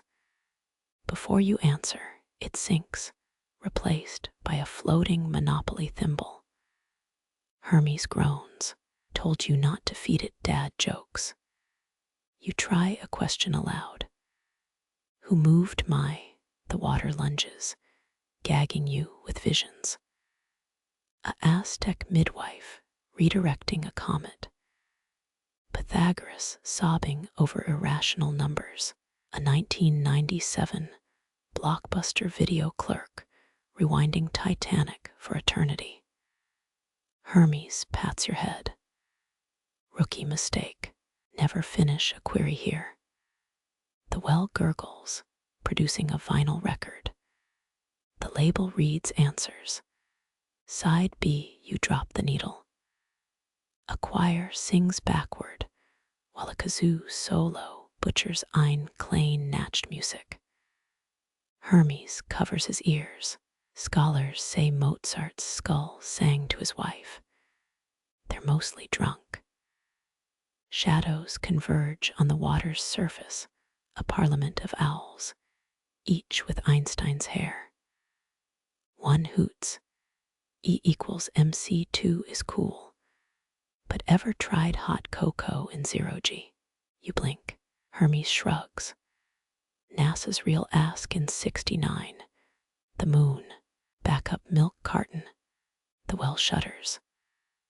Up floats a scroll weighted with wax seals. You break one.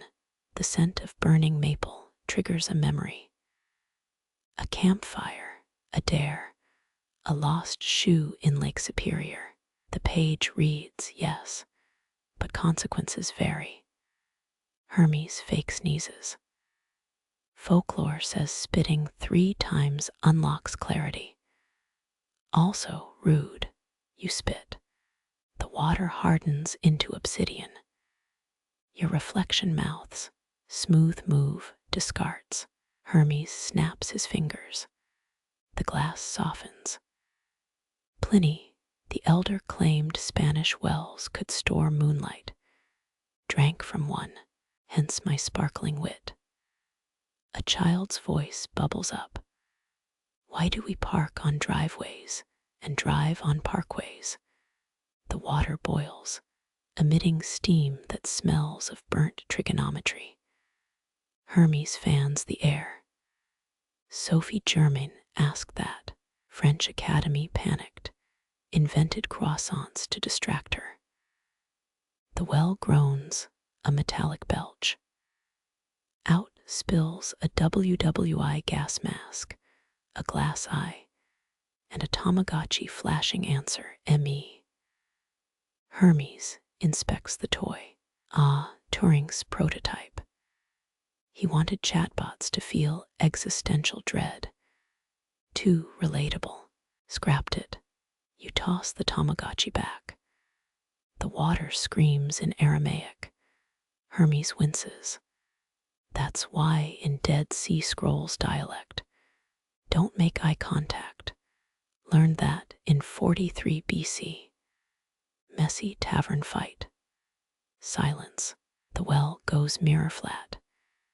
Your reflection splits into 7 versions. Each holds a different weapon. Spatula. Ukulele. Palindrome carved from bacon. Hermes clears his throat. Rorschach test gone deli. Pick the pork. Always pick the pork. You grab the bacon. It crumbles. The well exhales lavender mist. Your tongue tingles with forgotten birthdays and an urge to yodel. Hermes nods. Classic. Magellanic priests used this vapor to find true north and colonize brunch menus. A final ripple drags something up, a conch shell etched with Wi-Fi symbols. You lift it. Static hisses then. What do you regret not finishing? You drop it. Hermes catches the shell. Allegedly, Van Gogh's last words are in here. Sounds like microwave popcorn. Dawn pinks the horizon. The well's water clears to minty transparency. At the bottom lies a single dented T infuser. Hermes kicks a pebble. Ironclad rule. Never take souvenirs from unlicensed spacetime. You pocket it anyway. The well sighs, dissolving into dandelion fluff. Your shadow stretches east, still half metal. Hermes sniffs the new air ozone and overcooked metaphors. Somewhere, a bassoon croaks the theme from Jaws. Next stop, he says, probably contains fewer existential plumbing fixtures. Probably you follow. The tea infuser hums, eager for hot water and poor decisions. Heat slams into you like a dragon's exhale.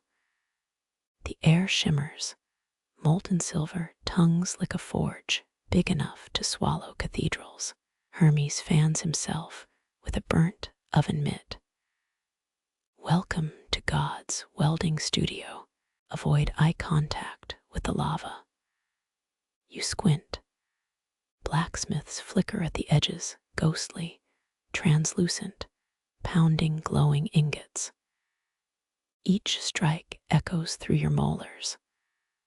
One specter nods at you, his face half-charred, half-boyish grin. Hey, a people built furnaces, hotter than volcano breath back in 500 BC. True story. Hermes inspects a smoking tong. They pre-gamed the Industrial Revolution. No union breaks, though. A crucible drips liquid metal onto the floor. It hardens into a coiling thread, gold snaking toward your boot. You recoil. Hermes tuts. Relax. That's just ambition cooling. Touch it, you'll feel Elon Musk's 3rd divorce. The furnace belches. Out slides a blade blank, twisted, pocked, radiating rage mismatched to its size. The ghostsmiths nod approval. One spectral finger writes in slag, "Melt yourself." Hermes snorts. metaphorical boilerplate. They want fresh material. Hands in the pot, hero. You recoil. The nearest cauldron bubbles with crowbars, scalpels, love letters dipped in bronze. A label floats by. Caution, contains recycled Excaliburs. Hermes plucks out a liquid wrench. 90% of medieval swords were hand-me-downs. Your turn. Toss in something obsolete. The tea infuser hums in your pocket. You drop it in. The metal hisses, reshaping into a key ring strung with nebulae. Hermes whistles. Upgrade. Tesla's folksy cousin invented radiator keys. Never got credit. Too busy inventing static cling. A molten stream spirals into a mold, your palm print etched into the hilt. The smiths chant in Proto-Indo-European, vowels spitting sparks. They're debating your pain tolerance, Hermes translates. Also, the lyrics to single ladies. The blade quenches in oil that smells of burnt rosemary and algebra tests. Steam shapeshift into griffons, then dust mites, then ASMR YouTubers whispering a smoldering. Hermes flicks a droplet. It scars the floor. Real talk, Damascus steel was quenched in donkey urine. Historians still argue whether the magic was in the pee or the prayers. A hammer materializes in your grip, handle warm as fresh-baked bread. The ghostsmiths point to a glowing anvil. Your swing rings across 7 time zones. A filament-thin sword blooms, edge curved like a smuggler's smile. Hermes nods. Filipino pinudi blades could slice through Spanish armor. And brunch reservations. The furnace roars. Another mold emerges, this one shaped for hands larger than yours, knuckles ridged like dinosaur spines. Ah, Hermes mutters. For the air you'll never meet. Optimism's a kicker, huh? Metal sings as it cools, a discordant lullaby that vibrates your fillings. The ghostsmiths fade, bowing. One leaves a blueprint in the ash. Fail better. Hermes pockets it. Vonnegut's blacksmith phase. Editors weren't fans. You heft the blade. Its balance defies physics, light as satire, heavy as a vetoed apology. The edge reflects every face you've forgotten. Hermes pokes it. Scholars think King Tut's dagger was meteor forged, also that he'd have loved tick-tock. Skeptics exist. The furnace dims. In the dying glow, your shadow wields 100 weapons, each matching a crossroads ahead. The tea-key pulsates, warm against your thigh. Hermes adjusts his winged sandal. Tools done. Good. Next realm's all velvet riddle wraiths. Pack snacks. Your boots crunch over frozen slag as exit. Behind you, the anvil sighs, its heat imprint lingering like a parent's wave. The sword thrums, impatient for palms not yet calloused. Hermes hums Achilles' last stand off key. Somewhere, a ghostly hammer strikes one final note, a C-sharp that tastes of unclaimed tomorrows. Your boots sink into moss older than Latin. Above a ceiling of leaves, holding stilled heartbeats, each glows faintly fireflies trapped in stained glass. Air hangs heavy with petrichor and half-sung lullabies. Hermes plucks a twig from his hair. Welcome to creation's waiting room. No Wi-Fi, but killer ambience. Ancient Celts revered oaks as spirit conduits. Their leaves sang deathbed confessions to the wind. Here, birch bark cracks like aging parchment. You touch an amber-veined leaf. It pulses warm. Suddenly, you're knee-deep in a 1920s jazz club. Laughter clinks like ice in highball glasses. A flapper adjusts your bow tie. Her perfume smells of gasoline and roses. She whispers, "Keep the compact. It holds Chaplin's tear." The memory dissolves. Your pocket gains a mother-of-pearl case.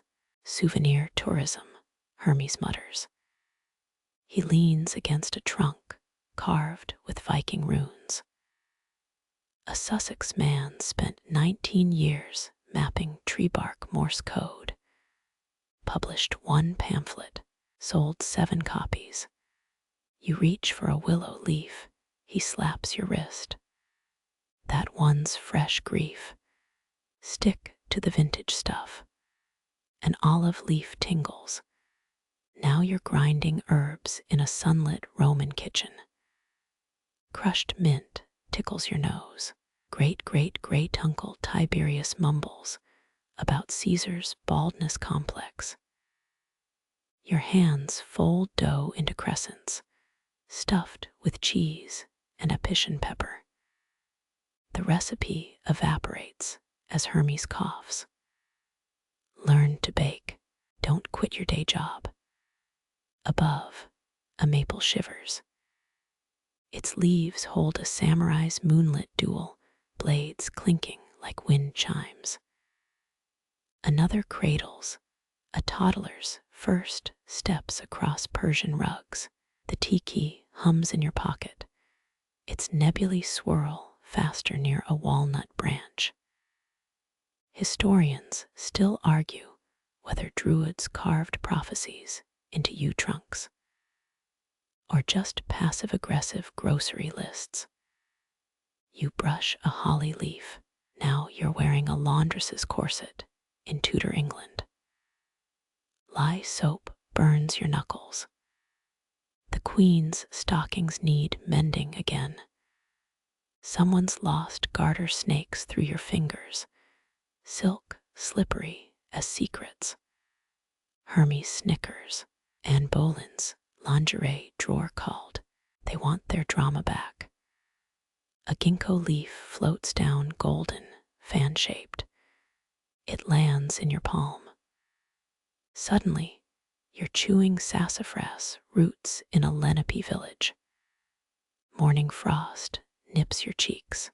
An elder points to migrating geese, their V a living compass. The lesson lingers like campfire smoke in your hair. Hermes flicks the leaf away. Careful, that one's addictive. Like Pinterest for time travelers. Bark creaks, faces press against the wood grain eyeless, mouths shaping silent pleas. The tree itself sways, rooted not in soil, but in half-told memoirs. You press your ear to the trunk.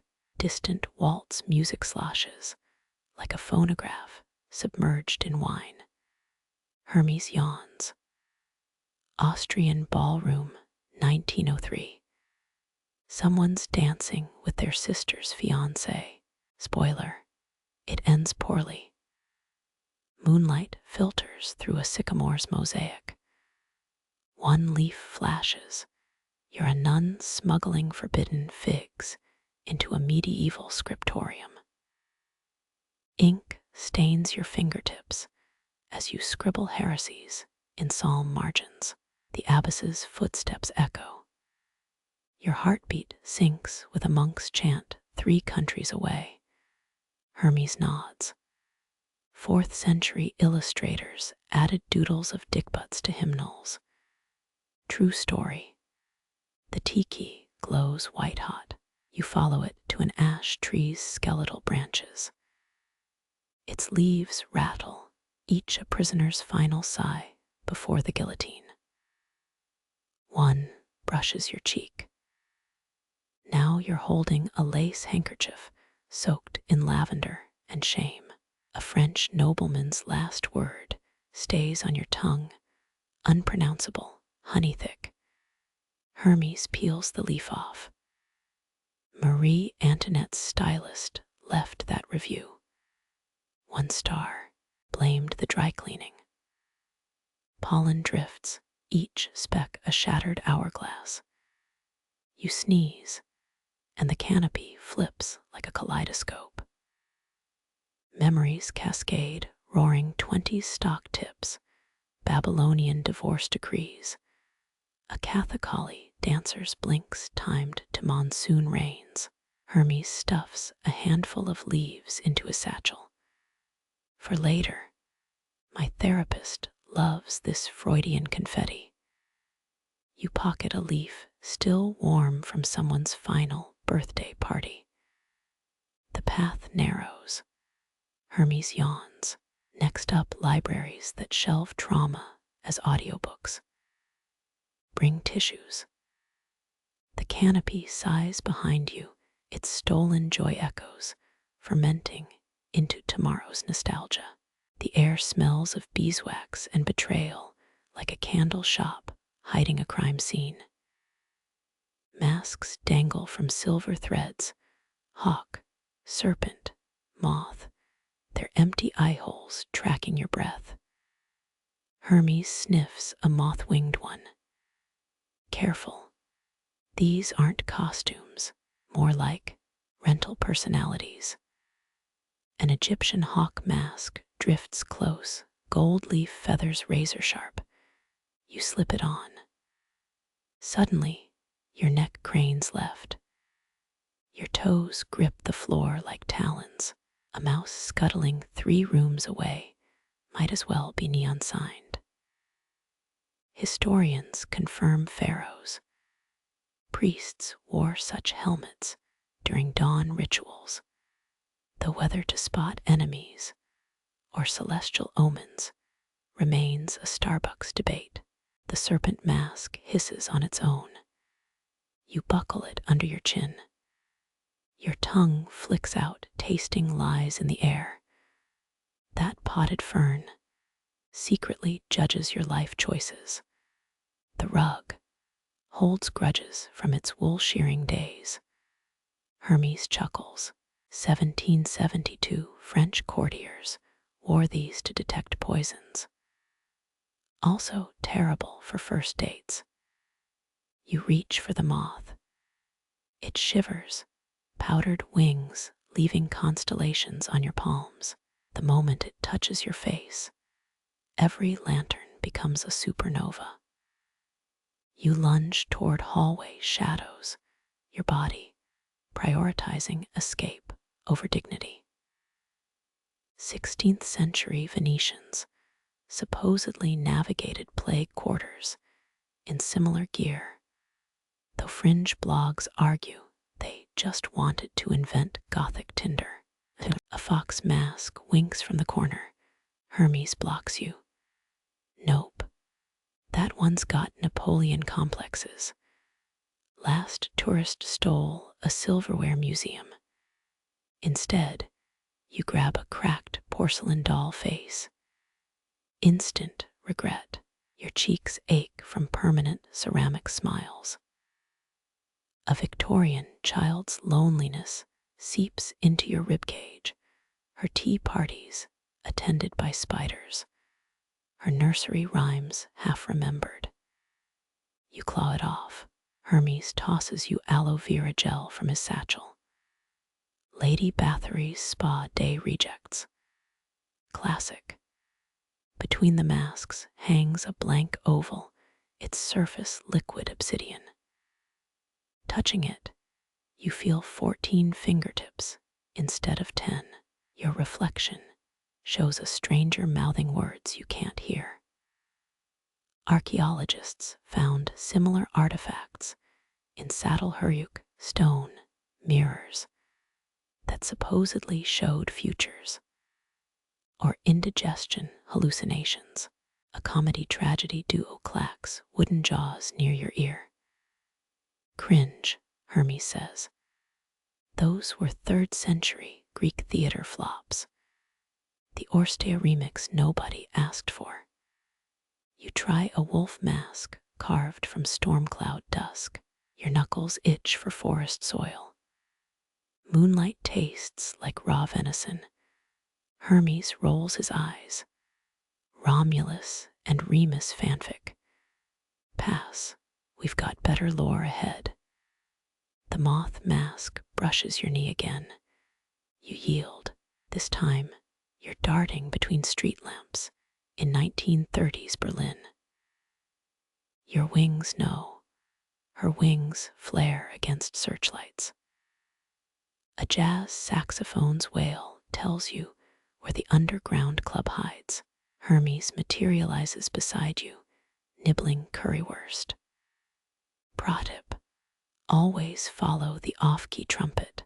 Resistance cells had terrible taste in music. A child's cardboard lion mask bobs by, smeared with glitter and ketchup. You stick it on.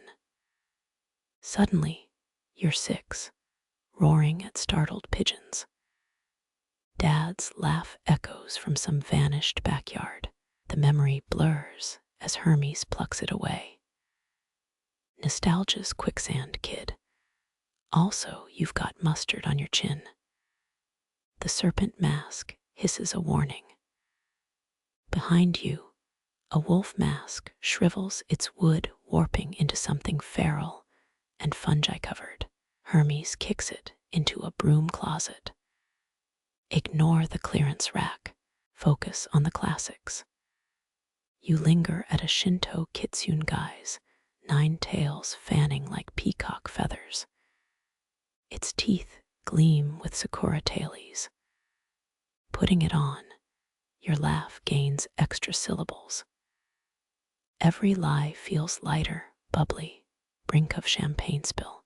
Scholars still feud over whether such masks channeled actual fox spirits or just helped theater kids cheat at improv.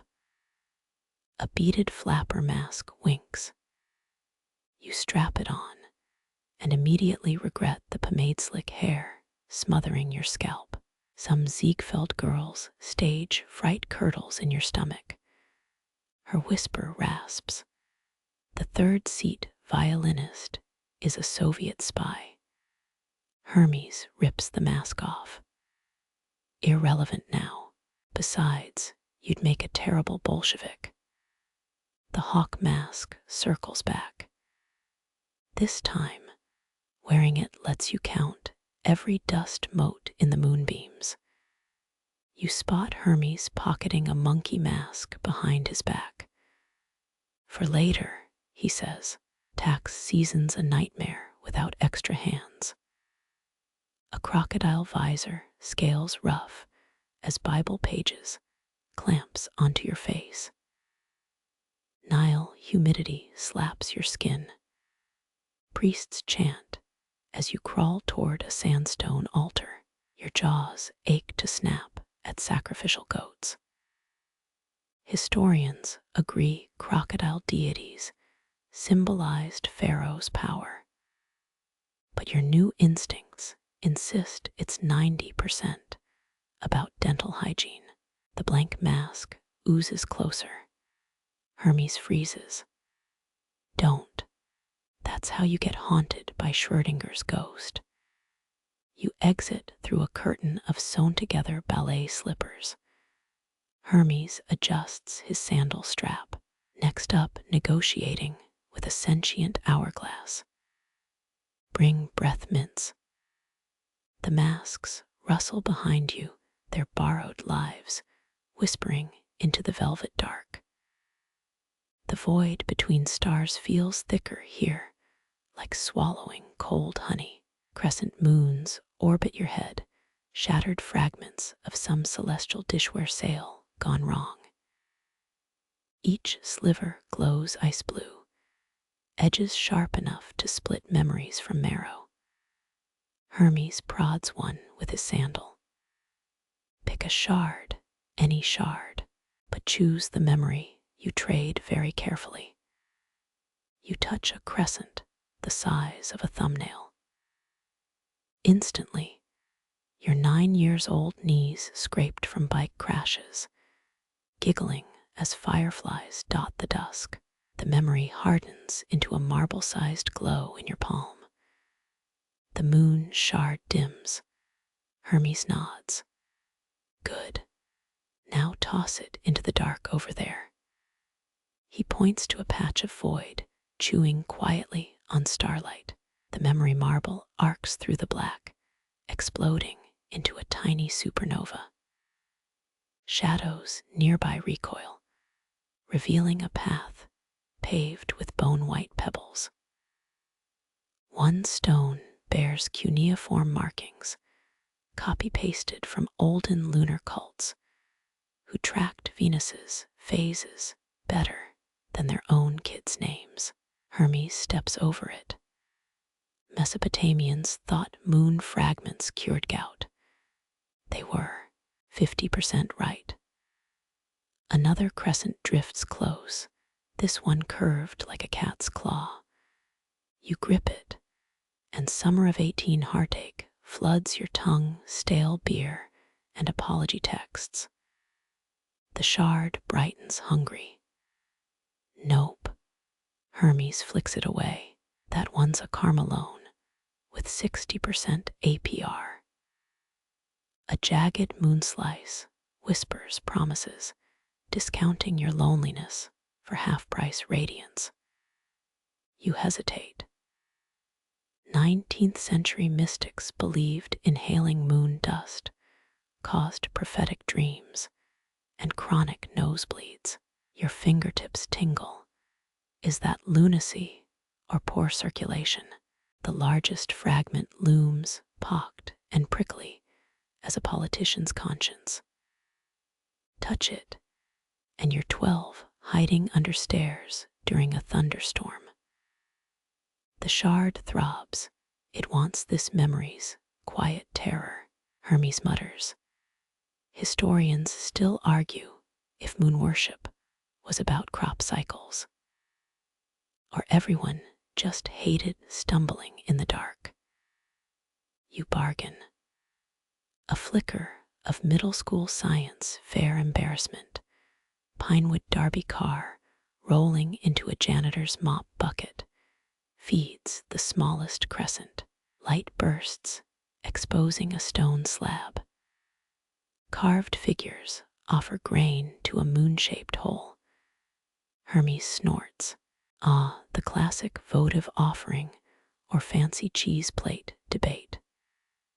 3 crescents collide, shedding light on a bridge made of braided shadows.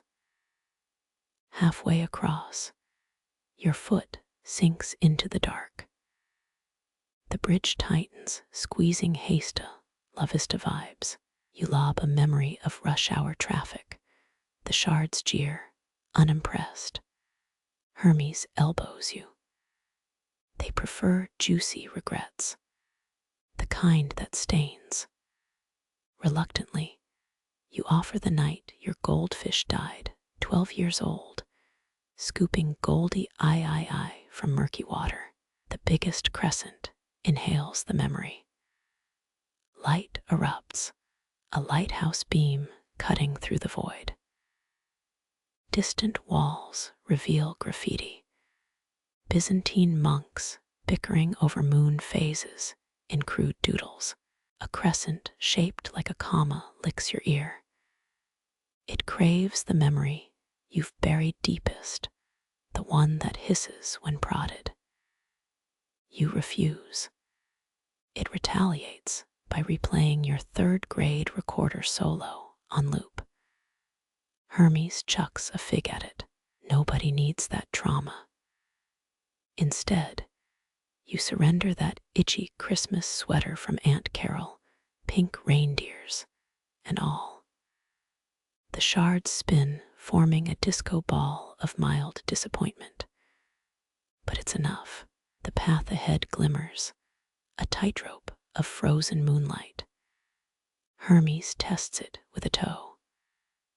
3/4 of sailors thought moonlight could boil seawater. They died, flavorful. You step onto the beam. It sways, each movement flaking off light like stale croissant crumbs. Below, the void gurgles. A crescent moon the size of a dime offers a trade your fear of staplers. For 10 seconds of supernova bright clarity, you counter with a memory of lukewarm cafeteria pizza. The shard accepts grudgingly. The final stretch spills into a chamber where dust motes dance to silent waltzes. Hermes plucks a crescent from his hair, for the road a sliver that'll hide yawns during underworld meetings. You pocket it, already dreading the cost. Behind you, traded memories wink out one by one, leaving the dark softer and fractionally less armed. The air thickens, gears grinding where your lungs should be. Each breath clicks, too precise, as if the atmosphere itself runs on Victorian cogs. Hermes crouches, sandals tearing up wisps of cloud wool. Don't step on the piston valves. Last guy who did sneezed hurricanes for a decade. Before you, a lattice of brass wheels spins, meshing and unmeshing like lovers mid-quarrel. Grooves glow molten gold, etching coordinates into the sky. You recognize the design crude, cousins of the Tower of the Winds in Athens, where olden Greeks tracked breezes with stone carvings of deities. Hermes pokes a gear labeled ZPHYROS. Built this after Poseidon flooded Atlantis. Winds needed new management. A gear the size of a wagon wheel creaks, tilted sideways, snagging the mechanism. You nudge it. The east wind stalls somewhere far off. A schooner's sails go slack. Hermes groans. Great, now someone's kid's kite just belly flopped into a duck pond. He unhooks a crescent-shaped wrench from his belt. Hold this. You grip the cold metal, its surface etched with swirling Akkadian curses against storm demons. The tool hums, a gossipy vibration, detailing every typhoon it's calmed. Hermes adjusts, a misfiring escapement. 19th century horror writers thought windmills were portals for negative ether. I may have encouraged that. A gear snaps loose, ricocheting into the void. Suddenly, the southern trades reverse, blowing a historian's research papers into a llama pen 23 time zones away. You lunge, catching the rogue cog midair. Its teeth bite your palm, drawing blood that evaporates into tiny tornadoes. Hermes smirks. Alexander the Great kept pocket-sized wind jars. Useless, but excellent for pranking perspiring generals. You slot the gear back. The machine shudders, spitting out a scroll sealed with wax. Unfurled, it reveals a star chart and a doodle of a frowning cloud. Hermes waggles his eyebrows. The first weather report. Spoiler, it's partly existential dread, with a chance of locusts. A piston jams. You kick it, promptly regretting it. The impact sends a shockwave up your leg, rattling molars, and dislodging a childhood memory of dental drills. The piston unsticks somewhere over Sumatra. A stalled monsoon finally breaks, drenching a smuggler's illicit vanilla harvest. Hermes leans into a gust, letting it tousle his hair into something resembling a startled stork. Medieval weather vanes, total rip-offs. We put griffons spinning on church spires to scare off actual griffons. You spot a frayed gear chain, its links worn thin by centuries of angry sirocco's. Repairing it requires sacrificing a button from your coat. The mechanism devours it, belching out a gust that flattens an unsuspecting hedge maze in Arles. Hermes nods approval. Extra points if the maze belonged to a pompous poet. Dust demons swirl tiny imps made of pollen and chimney soot. They cling to the gears, slowing the works. You swat at them.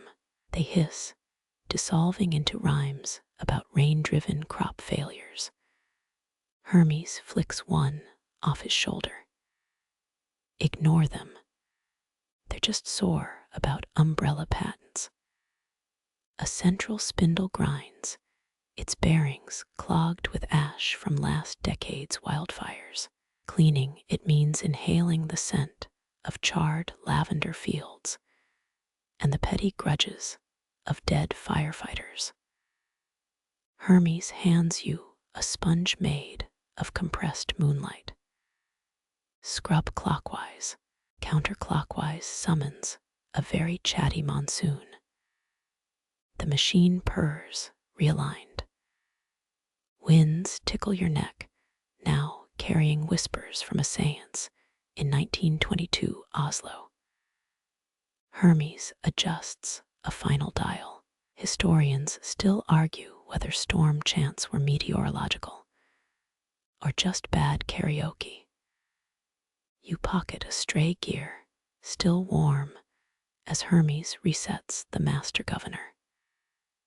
Beneath your feet, zephyrs coil like eager hounds. A rogue gust steals your left shoe, flinging it toward a future where someone's laundry day gets mysteriously complicated. Hermes rips a page from the scroll, folding it into a sparrow. It flaps once, veering west to harass a disgraced meteorologist. There, Sekretzel reach places even satellites can't spy. The clockwork heart pulses faster, its rhythm syncing with your own. You step back as gales swirl, now laced with stardust, and whispered apologies from dead sailors. Somewhere, a child's forgotten birthday wish finally catches an updraft. Dark clouds crackle, a single bolt stitching the horizon. Hermes wipes grease onto his chiton. Next time we're bribing Aeolus with gift cards. This is ridiculous. The machine thrums, a deep earth and ether rumble as the winds snatch your newest secret and spiral outward. Heat licks your ankles first, a dry kiss from the coals beneath the anvil. It glows like bottled sunset, its surface pitted with half-formed oaths. Hermes tosses a dented vow onto the forge. Macedonian marriage pact. Guy got cold feet, literally frostbite during the honeymoon. Sparks erupt, crimson and silver etching the ceiling with shadow puppet tragedies. You grab tongs longer than your arm. The metal squirms, still imprinted with two names in ancient Greek.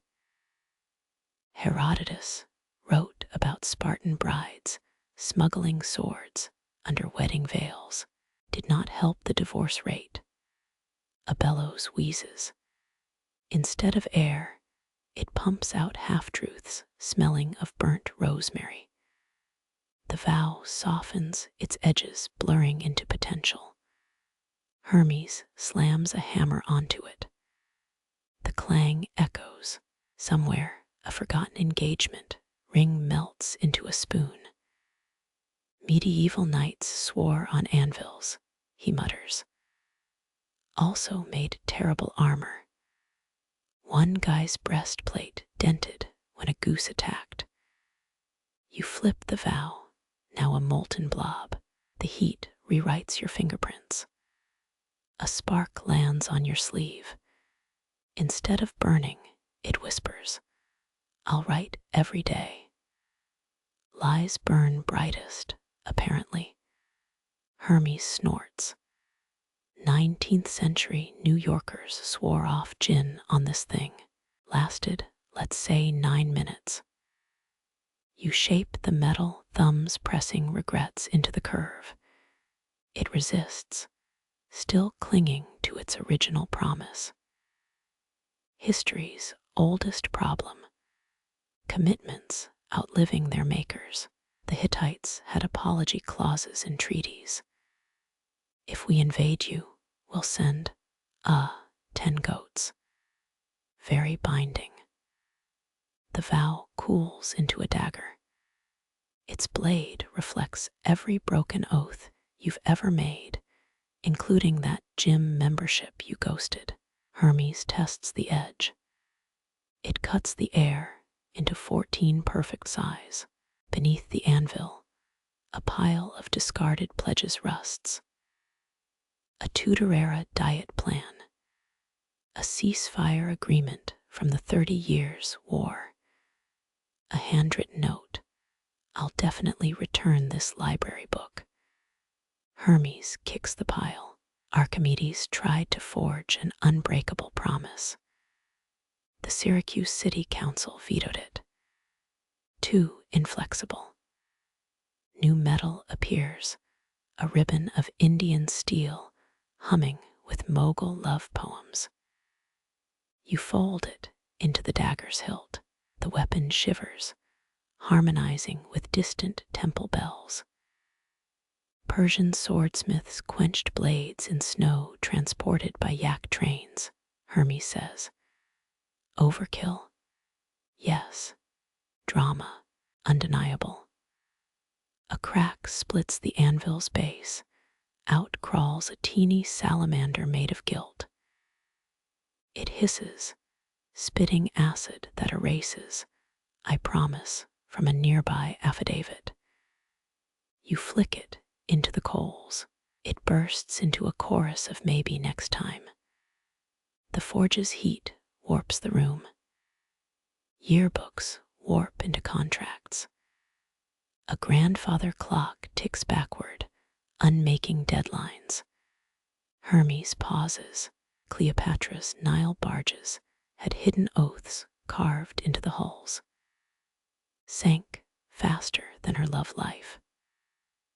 Wind sneaks in stealing ash to write IOUs on the walls. You grab a fresh ingot. It's warm, imprinted with I'll call mom in shaky cursive. Hermes rolls his eyes. The hardest metal to work needs 2 parts obligation, 1 part guilt. You hammer. The ingot flattens into a mirror. Reflected vows swarm like hungry minnows. One leaps out, a toddler's pinky promise to stop eating crayons. It crumbles midair. Aztec priests swore on obsidian blades, Hermes says. Never specified which gods. Loopholes ahoy. Sweat drips, each droplet etching. I'll do better onto the anvil. The dagger's finished. You weigh it, heavy with could-have-beens. Hermes inspects your work. Henry VIII reforged wedding vows 6 times. Still got cursed. Moral, don't skimp on tempering. He sheathes the blade in starlight. It'll cut through lies, but not the ones you tell yourself. Historians still argue whether Viking blood oaths worked, or if everyone was just too scared to check. Flames dim. The salamander's ghost whispers from the coals. Nice try. Hermes flicks a cinder at it. Next time, we're using a waffle iron. At least those make breakfast. A cool breeze sweeps through, carrying the dagger into a future legal dispute. You pocket a shard of shattered, "I'll quit tomorrow." It vibrates, gently mocking. Hermes wipes soot onto his chiton, smearing a half-truth across his knees. The anvil cracks louder, exhaling centuries of just this once. And I didn't mean it. You step back as the floor swallows the debris. Someone's lifetime of empty excuses becomes a coral reef. Hermes snaps his fingers. The forge collapses into a single coal, glowing with the weight of everything left unsaid. He lobs it into the dark. A tiny light pulses a beacon for the next oathmaker's inevitable regrets. Bedtime, he yawns, unless you want to swap more promises. Got a 2-for-1 deal on New Year's resolutions. Above, the sky blushes dawn, or maybe just secondhand shame. Either way, your newest vow sits snug in its sheath, sharp enough to split hairs, and light enough to vanish at the first lie. Your heels sink into sand, still warm from the forge's embers, the scent of scorched promises clinging like burnt sugar. Hermes touches down, sandals spilling starlight like breadcrumbs. Overhead, the horizon splits, citrus gold bleeding into the retreating night. They say Akhenaten demanded his architects align Thebes to catch dawn's first rays. His people grumbled about the early wake-ups. A breeze carries the metallic tang of vanishing stars. You brush glittering dust off your sleeve. It sticks, stubborn as a toddler's grip on a cookie. Hermes crouches, tracing symbols in the sand, each glyph dissolving before your eyes. Victorian poets bottled starlight tonic from chimney soot, tasted like despair and bad life choices. The last constellation winks out, Orion's bowstring snapping into nothing. Dawn spiders across the sky, relentless. Hermes unclasps a pouch at his belt, spilling whispered secrets into your palm. They squirm gossip from dead queens, battle plans gnawed by moths, a recipe for Babylonian honey cakes. Julius Caesar's final breath gets auctioned off monthly. Same breath, don't ask how. A hot air balloon drifts past, its gondola stacked with crates labeled fragile. Unfinished THOUGHTS. The pilot waves, launches a paper airplane. It bursts into a shower of eyelashes and Blackbeard's third favorite insult. Hermes pockets a fallen lash. Lost and found for miracles, always overcapacity. Your shadow stretches westward, stubbornly clinging to night's shrunken edges. The light sharpens, pruning dreams from your hair. Hermes flicks a speck of dusk off your shoulder. It splats, a sticky plum pit. Cleopatra's barge had a sundial made of drowned men's teeth. Kept terrible time. Gulls circle, their cries fraying into static. You spot a message trapped in a floating soap bubble, Morse code blinking lazily. It pops, staining your cheek with ink. Blink twice, and it spells loiterer in cursive hickeys. Hermes snorts. Marco Polo's travelogues skipped the real horror. Venetian sunscreen, olive oil and crocodile dung, sticky business. The pouch on your palm quiets, secrets settling into their final shapes. One morphs into a sardine tin, labeled open in case of apocalypse. Another becomes a button that hums, nearer, my God, to the off key. Hermes plucks out a tiny obelisk, squints. Ah, the Wi-Fi password for Atlantis. Too little, too late. Salt stings your lips, the sea sighing a mile east. Hermes' wings furl, feathers tarnishing at the edges. He plucks one, offers it. The barb twists into an hourglass. Sand inside glows faintly, captured moonlight. Napoleon carried one of these, dropped it during Waterloo. Very granular defeat. Dew rises, a reverse rain soaking your ankles. The grass hisses. Dandelion heads balloon into miniature suns, tethered to earth by spider silk. Hermes crushes one. It explodes into a map of his last 67 escape routes. Aztec messengers ran in straight lines. Modern GPS could never. A church bell tolls, though no spire breaks the skyline. The sound ripples the dunes, unearthing a rusted bike chain and a love letter to Eos, goddess of what else dawn. Hermes kicks the chain. It rattles like laughing teeth. Edward Teach wrote that, kept it in his beard. Don't ask why. The horizon breathes, inhaling night, exhaling a butter yellow smear. Hermes' chitin bleaches from indigo to dishwater gray.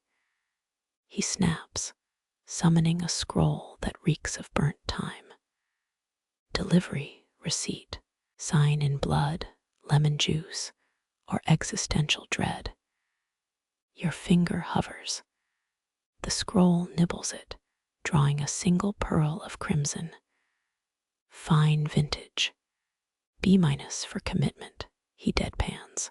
The blood swirls, forming a logo, two snakes swallowing each other's tails. Someone coughs politely in the distance. Ignore that. HR's been testy since the Icarus incident. Light bleeds through the clouds, thin blades slicing the last stars into rashers. Hermes shades his eyes, suddenly mortal adjacent. A freckle on his nose darkens, a comet's fading afterimage. Scholars still feud over Stonehenge's purpose. Sundial, concert hall, Neolithic skip-the-dishes depot. Vote now. His wings crumble, page by page, each feather a torn sheet from forgotten hymnals. You catch one mid-fall. It melts into a bus ticket punched with a crescent moon. Non-refundable, he warns.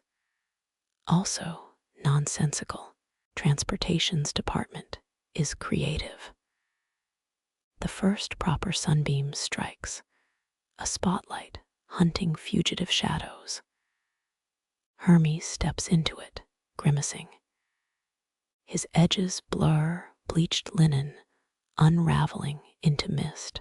The pouch in your hand gains weight, secrets fermenting into facts. A tourist brochure materializes at your feet. Welcome to daybreak, it chirps. Flip it over, small print warns against lingering twilight stowaways. Hermes' disembodied laugh gusts through. Tell the Furies I'm off the clock. They've got my email. Your shoes fill with warm sand. The horizon settles, no longer bleeding, just being. Somewhere, a rooster crowed 12 minutes early. History pretends not to notice. The last star exhales, its sigh frosting into a frost flower on your wrist. Hermes is gone, but the air thrums with his exit, the way a struck bell holds noise in its ribs. You pocket the hourglass, the scroll, the feather ticket. Dawn, it seems, is always someone else's curtain call. One final secret tickles your ear, a punchline without its joke. You let the wind steal it. Every punchline deserves an audience, even if only the indifferent sky. The beach empties. Waves rewrite their apologies. Somewhere a god clocks in, yawning. The day begins no wiser, no softer. But here, your heels sink into sand, still warm from the forge's embers, the scent of scorched promises, clinging like burnt sugar. Hermes touches down, sandals spilling starlight like breadcrumbs. Overhead, the horizon splits, citrus gold bleeding into the retreating night. They say Akhenaten demanded his architects align Thebes to catch dawn's first rays. His people grumbled, but still rose with the light. A breeze carries the metallic whisper of vanishing stars.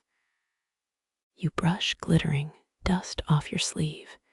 It sticks like a child's grasp on a stolen sweet. Hermes crouches, tracing symbols in the sand. Each glyph dissolves, melted sugar in hot tea. Victorian dreamers bottled starlight tonic from chimney soot, tasted like loneliness and poorly aged regret. The last constellation winks out Orion's bowstring snapped by daylight. Dawn spills, unstoppable as spilled ink. Hermes unclasps a pouch, spilling whispered secrets into your palm. They squirm, a moth-eaten battle plan. A queen's last laugh instructions for honey cakes baked in Babylon's ashes. Caesar's final breath sells at auction monthly. Same breath, same pride. A hot air balloon drifts past, crates labeled fragile. Unfinished THOUGHTS, stacked in its gondola. The pilot launches a paper airplane. It bursts into eyelashes and pirate curses. Hermes pockets a lash, lost and found for miracles, overstuffed like a baker's pantry. Your shadow stretches, clinging to night's fraying hem. The light sharpens, pruning dreams from your hair. Hermes flicks dusk off your shoulder. It lands, a plum pit sticky with memory. Cleopatra's sundial drowned men's teeth. Terrible clocks, lovely suspense. Gull's circle cries unraveling into static. A soap bubble floats past, Morse code blinking lazily. It pops your cheek, stained with inky laughter. Blink, the stain spells loiterer in cursive bruises. Hermes snorts. Marco Polo's sunscreen. Olive oil and crocodile tears. Sticky, scandalous business. The pouch quiets, secrets settling like sediment. One becomes a sardine tin, open in case of apocalypse. Another hums a hymn, off-key as a broken music box. Hermes plucks a tiny obelisk, Wi-Fi codes for Atlantis. Useless, but poetic. Salt stings your lips, the sea murmuring sleepily eastward. Hermes' wings tarnish, feathers yellowing like forgotten letters. He plucks one, offers it. The quill curls into an hourglass, sand glowing like captive moonlight. Napoleon dropped his at Waterloo. defeat in miniature. Dew rises, soaking your ankles in reverse rain. Dandelions balloon tethered to earth by spiderweb strings. Hermes crushes one, it bursts into maps of escape routes.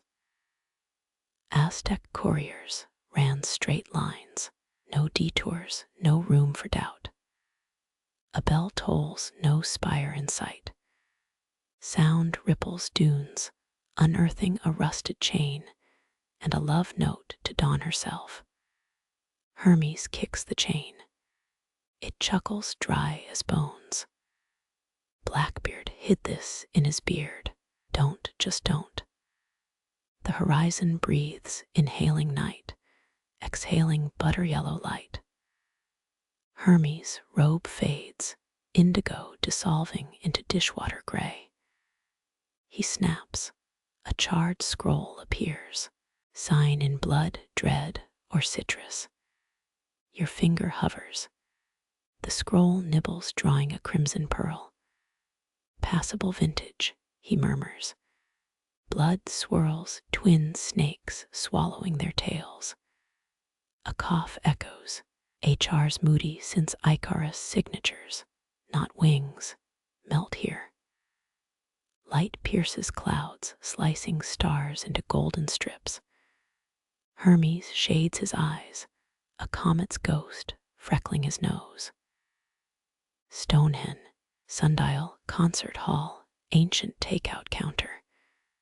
Debate continues. His wings crumble, feathers torn from hymnals. You catch one, it melts into a moon-stamped ticket. Non-refundable, nonsensical, the way homes always both. Sunbeams strike, hunting shadows gone rogue. Hermes steps into light, edges fraying like old lace. The pouch grows heavy, secrets ripening into yesterday's news. A brochure tumbles to your feet, welcome to daybreak. Flip it, small print scolds twilight hitchhikers. Hermes' laugh breezes past. Tell the Furies I'm out of office. Sand fills your shoes, warm as fresh bread. The horizon stills, no longer weeping. Somewhere a rooster miscalculates dawn. History shrugs. The last star sighs, frost flower blooming on your wrist. Hermes vanishes, but the air hums with his exit. Bells echo, breath held. You pocket the hourglass, the ticket, the scroll. Dawn, always another's encore. A final secret brushes your ear, a punchline orphaned by its joke. Let the wind claim it. Some stories thrive in empty air. Waves erase themselves, start fresh. Somewhere a god clocks in stretches, yawns. The day arrives, no kinder, no wiser, but here. Breathe, rest. The sand remembers your weight.